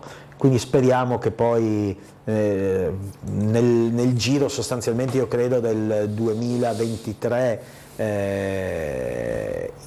possibile appalto dei lavori a fine anno e 2024 della realizzazione, poi si vada a completare l'opera. Però nel frattempo insomma, il campo sarà utilizzabile grazie a dei container a noleggio che l'amministrazione provvederà ad installare al più presto.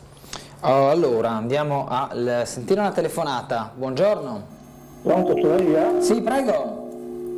Volevo chiedere al signor Giorgi, che conosce molto bene Roiano, conosce molto bene anche la chiesa di Roiano, il verde che è sulla destra della chiesa, vicino all'entrata laterale della chiesa, lì c'è un oleandro che è morto. Inoltre ci sono molte piante parassite dentro, quindi sarebbe da pulire quel verde.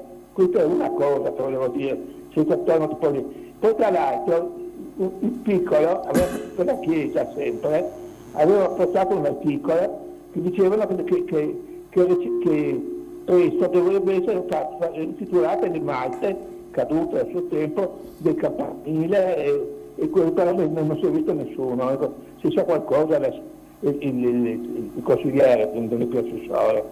E dopo una cosa che volevo dire, nella nuova piazza, diciamo così, il garage sulla via Morei è una invitante lavagna per i Whiters. Sono scritti insulti contro il sindaco, solidarietà all'anarchico che è in galera e altre cose. Proprio invitante così pensato come è proprio un invito ai Whiters a pasticciare sopra. Questo lo dico senza polemica. Ecco. Ok. Ringrazio per il pensamento. Grazie, Giorgi, prego. Grazie, si conosco bene anche perché sono stato battezzato nella chiesa di Sant'Ermacolo del Fortunato. Okay. E ha perfettamente ragione il gentile concittadino che ha chiamato, perché il verde, attenzionerò subito l'assessore Babuder, che si trova sulla destra nell'area pedonale, quella che una volta era l'inizio di via Piari, insomma sostanzialmente, ha sempre avuto problemi. Ecco, quell'area verde lì, un po' per poca cura di chi la frequenta, anche perché nei primi anni avevamo messo i giochi per i bambini, quindi ancora, ecco, ci sono ancora, però sicuramente va fatta una manutenzione diversa, e su questo mi impegno già questa mattina di sentire appunto l'assessore Babuder, che poi anche lui ex terza circoscrizione, conosce, anche se barcolano e non roianese, ma vabbè, lo perdoniamo per stavolta, lo perdoniamo. Per quello che riguarda nessuno di Gretta però qua. Com'è? Nessuno di Gretta di Forza Italia qua. No, però io ho abitato anche a Gretta, okay, così, di nascosto, di nascosto. Se no non si arrabbiavano. No, battute a parte, per quello che riguarda anche lì la chiesa, mi informo, perché onestamente devo parlare con l'assessore Lodi. Io immagino che sia stato inserito in qualche lotto di manutenzione generale, e quindi dipende un po' dalla ditta, ma magari se poi abbiamo il numero della persona che ha chiamato, poi ci mettiamo in contatto.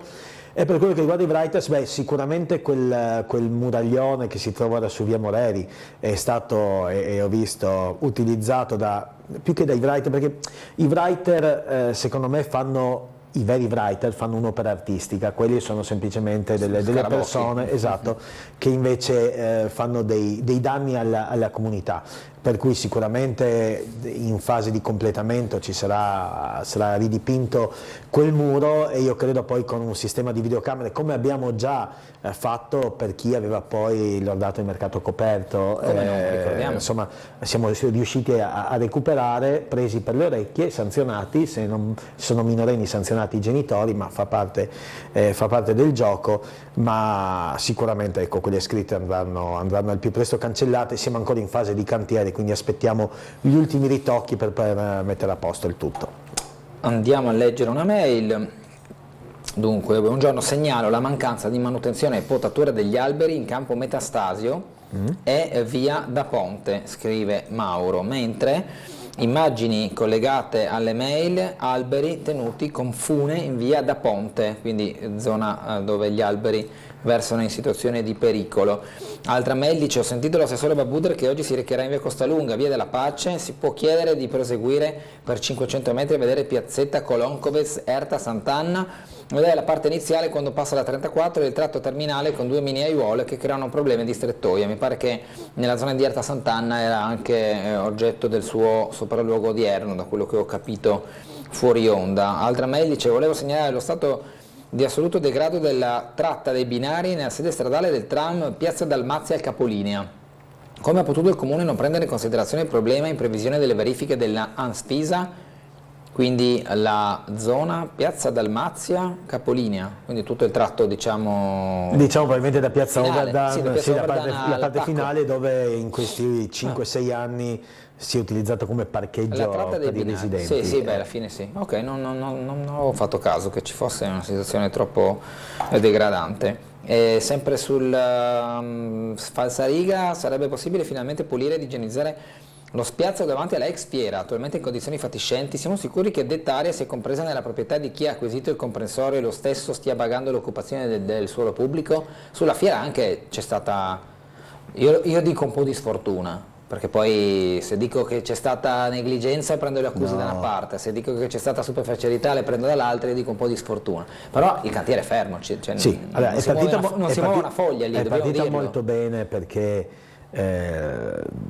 l'assessore al patrimonio e all'immobiliare e quell'asta venne appunto assegnata con un prezzo ben superiore a quella che era la base. Ricordo. E questo ci ha permesso, e lo ripeterò sempre, di andare a pagare i debiti che l'ente fiera aveva, e il Comune di Trieste, non essendoci più la provincia, si era fatto carico di buona parte di questi senza andare a mettere le mani nelle tasche dei cittadini, perché c'erano quasi 6 milioni di euro di debiti e vendendo la fiera a un prezzo oltre i 10 milioni siamo riusciti appunto ad evitare appunto di prendere i soldi magari da un marciapiede, da una piazza o da una scuola. Questo è stato un dato importante, per cui si era partiti bene, ma era partito bene anche la ditta stessa. Poi ovviamente il Covid ha rallentato tutto, ha rallentato il mondo, ci sono state delle problematiche. Il sindaco pochi mesi fa è andato in Austria, ha avuto rassicurazioni,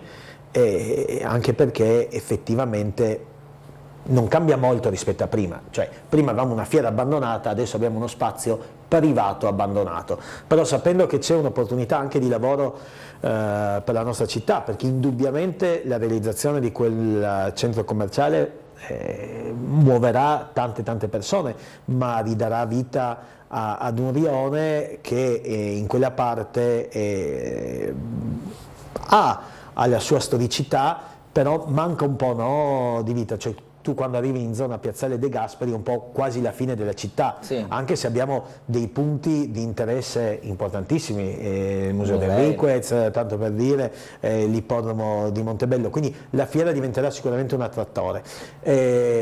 Ora spesso e volentieri ci si scontra col fatto che è un'area privata e quindi il Comune non può andare dal proprietario che ha sborsato i soldi e prenderla per le orecchie. È vero anche che c'è un interesse pubblico generale, perché si parla di riqualificazione della parte finale di Via Rossetti, la riqualificazione di Piazzale De Gasperi, che diventerà ancora più accogliente, e io sottolineo con l'assoluta necessità di lasciare gli spazi per quello che è lo storico Luna Park, chiamiamolo primaverile, che lì si svolge da quasi 100 anni ed è un richiamo. Quando è stato adesso realizzato la risiera, ho sentito anche il sindaco avere un po' ripensato alla location, dicendo che vicino a un monumento nazionale dove c'è stata una storia cruda della pagina di questo territorio, metterlo in Luna Park non era il massimo. Quindi, ma difatti da anni era stato spostato, l'avevamo spostato sulle rive, che era un richiamo importantissimo, perché può piacere o non piacere Luna Park, ognuno ha le proprie scelte, ma ai ragazzi piace e dare la possibilità ai ragazzi magari di raggiungerlo senza dover andare tanto fuori città era una cosa positiva, perché sulle rive aveva il suo richiamo. Non era un'area comunale, per cui per fare il Luna Park sulle rive c'erano sempre delle difficoltà, in primis quella di responsabilità dei dirigenti comunali, ma dell'assessore stesso e del sindaco. Io firmavo e mi prendevo la responsabilità di poterlo fare in quell'area. Dall'altra parte c'era un costo che andava sì poi spostato sui giostrai, ma che il comune in qualche maniera doveva anticipare, 45.000 euro, quindi anche una serie di problemi burocratici, per cui si è deciso di spostarlo. Secondo me va trovata un'area definitiva per rispetto di chi lavora, perché il mondo delle giostre, anche perché è cambiato, ci sono tanti triestini che ci lavorano, ma ci sono degli investimenti imprenditoriali, perché ci sono delle giostre che valgono milioni di euro che arrivano a Trieste, hanno bisogno di corrente elettrica di una certa portata, quindi è corretto, ma anche perché lo prevede la legge del 1969, che va a tutelare circhi e Luna Park, dandogli uno status particolare, ma impone anche ai comuni di trovare un'area fissa per queste strutture. Ovviamente Trieste ha delle difficoltà da questo punto di vista per la conformazione del territorio, e quindi si è cercato sempre di fare così. C'è la Chiarbola, però io credo che già adesso l'amministrazione deve iniziare a parlare con i giostrai, perché, come ho detto, può piacere o non piacere, però è un richiamo importante, un richiamo di luci, un momento festoso, e quello è il Luna Park invernale, quello di dicembre. In Piazzale De Gasperi abbiamo uno ancora più storico, che è quello che praticamente dagli anni 30 è presente nella nostra città, e anche nella ristrutturazione va tutelato. Il cittadino diceva in merito all'area che si trova prospiciente alla fiera, era già stata segnalata, abbiamo visto che c'è piena regolarità su questo. Dobbiamo andare in pubblicità, Giorgi, siamo in ritardo di 5 minuti, breve pausa, tra pochissimo.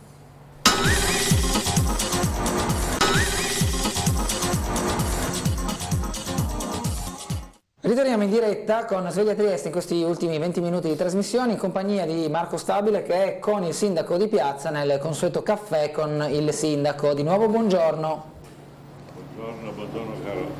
Buongiorno caro. Buongiorno Bernardo, buongiorno a Lorenzo Giorgi, ospite in studio. Siamo con il sindaco di Piazza, intanto buongiorno sindaco. Buongiorno a tutti e un caro saluto e un abbraccio al mio Lorenzo Giorgi. Allora, siamo reduci da una serata in Consiglio Comunale particolarmente, diciamo così, accesa, effervescente nel dibattito, soprattutto nel momento in cui si è affrontato il DASPO, ma anche altri temi. Sindaco, partiamo da un tema specifico, ovvero una richiesta che è arrivata in aula ieri sera dal consigliere La Terza. Buongiorno, salve signora. Il sindaco si faceva i fatti suoi, è fantastico. Sì. Torniamo seri. OGS in Portovecchio. OGS in Portovecchio. Ieri sera il consigliere La Terza ha chiesto se verrà trovato uno spazio in Portovecchio, avete risposto di sì. Spieghiamo nello specifico. Mi sembra che proprio Casali oggi si ritrova con Everest Bertoli, ma non possiamo dire dove, perché ci sarà un project, per cui bisogna stare attenti con queste cose. Ma noi abbiamo tutto l'interesse, che invece la Terza non lo sa, a portare l'OGS in Portovecchio, cari concittadini. Perché? Perché il comune di Trieste è proprietario, è presente Castelletto e via Picard è quella via che è sotto Santa Croce, avete presente quella in discesa. Noi siamo proprietari di Castelletto, non vedo l'ora di spostare l'OGS, non solo per le motivazioni della città, della scienza, eccetera, ma anche per questa motivazione, perché là lo vendiamo e diventerà uno dei più bei alberghi della costa, presumo, insomma, qualcosa di simile. Allora basterebbe leggere le carte, chiedere. Invece cosa succede con questi? Ieri do un dato, sai, l'Italia è al 5% in meno nei confronti del 19, Trieste è il 25% in più, parliamo di turismo, nei confronti del 19. Ma io all'opposizione, sai, felice per la mia città, loro provano fastidio, ho visto che loro provano fastidio quando le cose vanno bene. In questo momento indubbiamente le cose a Teniato stanno andando bene, quindi sono fastidiosi. Ieri hanno gridato come un po', poi sai, ero via da casa 14 ore, senza pranzo. Ho fatto veramente fatica ad ascoltarli, ma ormai sono diventato un po' più maturo, una volta sarei saltato sul banco, insomma. Però sentirli ieri, se dico bianco e nero, se dico nero e bianco, allora c'è qualcosa che non quadra, insomma. La Terza che gridava come un pazzo contro i miei consiglieri, ma robe da pazzi, insomma. Comunque è andato tutto bene come sempre, votato tutto, avanti Savoia, come diceva qualcuno, e andiamo avanti. Però ripeto, io sarei all'opposizione, sarei soddisfatto se la mia città corre in questa maniera, in questo modo. Il Barbo che dice abbiamo 12.000 appartamenti sfitti, si vede che non è un imprenditore, che l'imprenditore sa che spesso e volentieri vengono affittati in nero, che non è giusto, sono d'accordo con voi, però che questo succede nel mondo, allora uno dovrebbe anche saperlo questo, no? Invece tirano fuori questi dati così a caso, lasciamoli perdere. Sindaco, a proposito di tutto ok dal punto di vista delle approvazioni, approvato diciamo così l'ampliamento dell'applicazione del DASPO urbano anche in aree non centrali, per esempio via Bonomo eravamo stamattina con Babuder che ha avviato intanto la pulizia dell'area, intanto un primo passo, poi sul resto si vedrà. Ok anche a quella richiesta per il sorvolo della cabinovia dell'area degli usi civici, anche se con un po' di bagarre diciamo con la minoranza. Ti dicevo, se fai una cosa non va bene, se dici il contrario non va bene. Ti ho parlato dei loculi di Prosecco.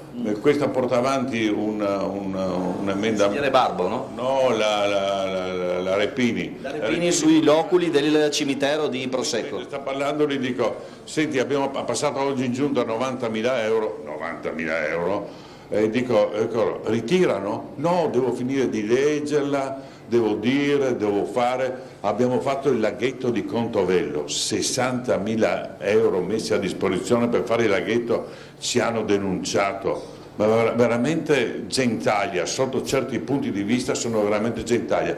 Se fai, perché fai, se non fai, perché non fai, questi sono loro, capisci? Allora, mettiamo 60.000 euro sul laghetto di Contovello per pulire questo fango per i pesci e per le rane, non va bene, vabbè, allora. Tra l'altro è emerso che la gente diceva c'è troppa poca acqua, i pesci boccheggiano, invece c'era troppa. Ma no, cioè, abbiamo rimesso l'acqua, ma ti ricordi quando ho fatto la chiesetta di Santa Croce?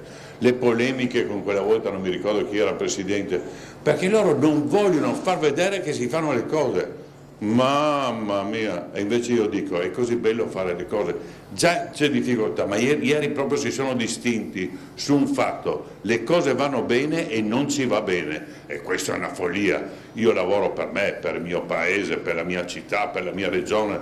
Ieri quando ho detto che ringrazio il Presidente Federica per quella scelta di portare 1.000 dipendenti in Portovecchio in 4 magazzini, 137 milioni di investimento, ma da vendere tutti i locali e gli immobili che ha in città, che diventeranno opportunità. Noi avremo una crescita nei prossimi anni dai 10 ai 20.000 abitanti. Allora, prima si lamentano che abbiamo meno abitanti, quando gli dici che sta lavorando per portare più abitanti neanche non va bene. Cioè, ripeto, ieri ho visto qualsiasi cosa che dici, oggi è bel tempo, non va bene. Oggi è brutto tempo, non va bene, e allora andate al bagno, no?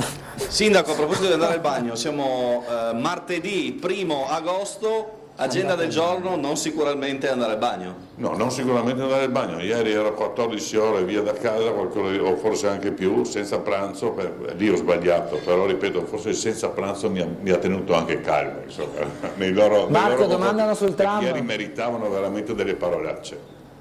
Sì, cosa chiedono nello specifico, Bernardo? Il tram, novità sul tram. Sì, adesso faccio arrabbiare il sindaco dunque. Chiedono novità sul tram di Opicina che insomma dovremmo essere ormai addirittura, giusto? Il tram di Opicina è al collaudo, l'Ustif che oggi si chiama con un altro nome. A Spisa. La tirano a campà, sono quelli che mi hanno querelato in quella volta, ho vinto la querela, probabilmente me la fanno pagare, insomma. La sostanza è che devono dare l'ok all'impianto e a quel punto si può rientrare in linea. Adesso l'ultima cosa, ci hanno fatto mettere 3 sirene a un incrocio sulla commerciale, presente, ci hanno fatto mettere 3 sirene, molto importante, sai, è determinante per lo sviluppo della città e per il futuro del tram di Opicina. Speriamo insomma arrivi presto, non sono le sirene di Barcola quelle che sono in costume. In riunione mi parlano di 1 millimetro dei binari, 1 millimetro, ma cari concittadini, dovete credermi, mi parlano di 1 millimetro, mi sono alzato, sono andato via, perché se mi parli di 1 millimetro, se mi parli di 10 centimetri era un problema, ma 1 millimetro non può essere un problema, no? Questi ragionano come se il tram corresse come la Milano-Lione a 260 km all'ora, invece il tram corre a 5-10 km, sale a 5-10 km all'ora trainato da un cavo. Ma cosa mi state dicendo? Vabbè, aspettiamo il collaudo, aspettiamo anche le sirene. No, adesso dobbiamo mettere le sirene. Quando abbiamo messo le sirene, dopo allora ci sarà il collaudo. Ma insomma, roba di una giornata, devono mettere le sirene che probabilmente non so per quali motivi adesso vogliono le sirene, non quelle con la coda che stanno in acqua, quelle sirene che fanno Molto bene, e con questo le sirene fanno che non è la canzone di Cristicchi dei bambini, ma è una riedizione del sindaco. Vi lascio con la parte finale della trasmissione. Grazie a Marco Stabile, al sindaco di Povia, bravo. Povia, sì, non Cristicchi, ma poco importa in questo caso. Va bene, grazie al collegamento, grazie al sindaco e a Marco Stabile. Giorgi, lei sapeva delle sirene? No, questa delle sirene mi mancava, ma insomma quando vediamo il sindaco capiamo perché ha vinto 5 elezioni su 5 ed è stato eletto anche in regione, perché ama talmente tanto la sua città e il suo lavoro, ma giustamente dice anche che in questo paese è talmente complicato andarsi a scontrare con burocrati e burocrazia che bisognerebbe dare veramente un colpo di spugna e cambiare le regole. Lui nonostante tutto, nonostante queste difficoltà, continua ed è infermabile, perché effettivamente ieri io l'ho incontrato al mattino presto, poi è rimasto in consiglio fino a tardi ed è sempre sul pezzo ed è il motivo per cui, come ho detto prima, democraticamente la maggioranza dei cittadini che sono andati alle urne l'hanno sempre premiato. Ieri oltre a questo si diceva anche col sindaco, si parlava della cabinovia, e quando poi il sindaco ha parlato ringraziando il presidente Federica del trasferimento degli uffici regionali in Portovecchio, apriti cielo con l'opposizione. È una dinamica che va avanti da un po' di tempo, perché da un lato si dice il pubblico deve essere il primo a credere, non nel progetto di Portovecchio, portiamo i dipendenti, a ruota apriranno servizi per gli stessi, di ristorazione, la pista ciclabile avrà il suo senso di esistere e tutto quanto. Dall'altro vi viene detto non viene creato niente, viene solo spostato un ufficio. Cioè, un po' tutti hanno ragione in questo contesto. Allora, non dimentichiamo un dato, è un'altra area che in qualche maniera Trieste non ha mai potuto vivere, se non ovviamente dal punto di vista lavorativo, portuale, e che è grande come città del Vaticano. Cioè, non stiamo parlando di un piazzale o una piazza, stiamo parlando che è grande come città del Vaticano. Va ovviamente riqualificata perché mancavano tutti i sottoservizi, cioè è un'area che abbiamo dovuto reinventare da zero, anche se poi si è andati a scoprire che in qualche maniera sotto l'Austria le cose per i magazzini funzionavano. Ricordiamoci che lì esisteva una centrale idrodinamica che andava a creare l'energia per spostare tutte le gru, quindi stiamo parlando di una cosa straordinaria da questo punto di vista. Però mancavano fognature, mancavano marciapiedi, mancavano strade, e stiamo intervenendo su questo. E poi va riempita. E quindi indubbiamente lo spostamento degli uffici regionali, anche per dare centralità e riferimento unico ai cittadini, perché oggi con le sedi sparse in varie zone della città non è facile per il cittadino. Tu devi andare in comune, sostanzialmente vai in Piazza Unità e che vai in Palazzo Cheba, che vai in Palazzo di Vetro, sei lì. In questo momento tu in regione hai difficoltà anche a rapportarti, quindi servizi per i cittadini. E se no cosa facciamo in Portovecchio? Cioè, ma chi parla si rende conto che un magazzino di Portovecchio ha all'interno decine di migliaia di metri quadri calpestabili, un magazzino singolo, e ne abbiamo a decine, per cui è grande come non come un comune, come un comune importante, magari regionale, e quindi in qualche maniera è facile parlare, poi bisogna agire, e anche qua si sta agendo, si sta lavorando. Il percorso, io l'ho sempre detto, è un percorso lungo, da quando io ho firmato la sdemanializzazione e quindi la presa in carico del comune di quelle aree, ho detto ci vorranno 20 anni. Effettivamente sono passati 5 in questo momento. 5 quando era il io ho firmato nel 14. Allora attenzione, ci sono delle fasi. La prima è stata quella che era il 2015 o 16, adesso non ricordo esattamente l'anno, in cui il senatore Russo con quell'emendamento nascosto della finanziaria sdemanializzò. Il governo Renzi, esatto. E quindi sarà il 2014 o 15. Era dicembre del 14, quindi se non sbaglio, vado un po' a memoria. Dopodiché io, appunto, come ho detto, ho avuto l'onore di firmare la chiusura di quella sdemanializzazione e di iscrivere le proprietà nel 17? Nelle proprietà del Comune di Trieste sostanzialmente a gennaio 2018. Da quel momento il Comune è diventato proprietario e sono iniziati subito i lavori con i 50 milioni arrivati appunto dal governo Renzi per i sottoservizi, per i marciapiedi, poi abbiamo dovuto mettere tanti altri, ma nel frattempo pensate al magazzino 26 che ha preso vita, pensate a tutta l'area del centro congressi, pensate appunto all'area della centrale idrodinamica, per cui abbiamo puntato prima su quella parte del polo culturale, abbiamo fatto scoprire ai cittadini un'area che era lì ma che era divisa da un muro, no? Un po' come Roiano, no? C'era un muro in mezzo e nessuno l'aveva mai varcato, se non per motivi lavorativi. E per cui, ripeto, siamo a 5 anni, siamo a una prima parte del percorso. Alla fine ci sono ancora ovviamente tante scelte da fare. Io credo che la volontà del sindaco, che è sempre stata forte, home port per le navi da crociera, possa portare qualcosa in più. Oggi porta turismo e permette di avere tante persone in città, e un aumento del 25% del turismo è dato anche da queste situazioni, e il lavoro che storicamente è stato fatto da Forza Italia e da Maurizio Bucci per arrivare a questo. Ma pensiamo un po' a quello che può essere invece dal punto di vista operativo e economico avere un home port e quindi far lavorare le aziende triestine a servizio poi, no? Per cui quella può essere una delle soluzioni. Tutta la parte degli enti scientifici che trovano spazio in Porto Vecchio. E finito questo c'è ancora tanti decine di migliaia di metri quadri da occupare, per cui insomma sono polemiche di chi fa opposizione.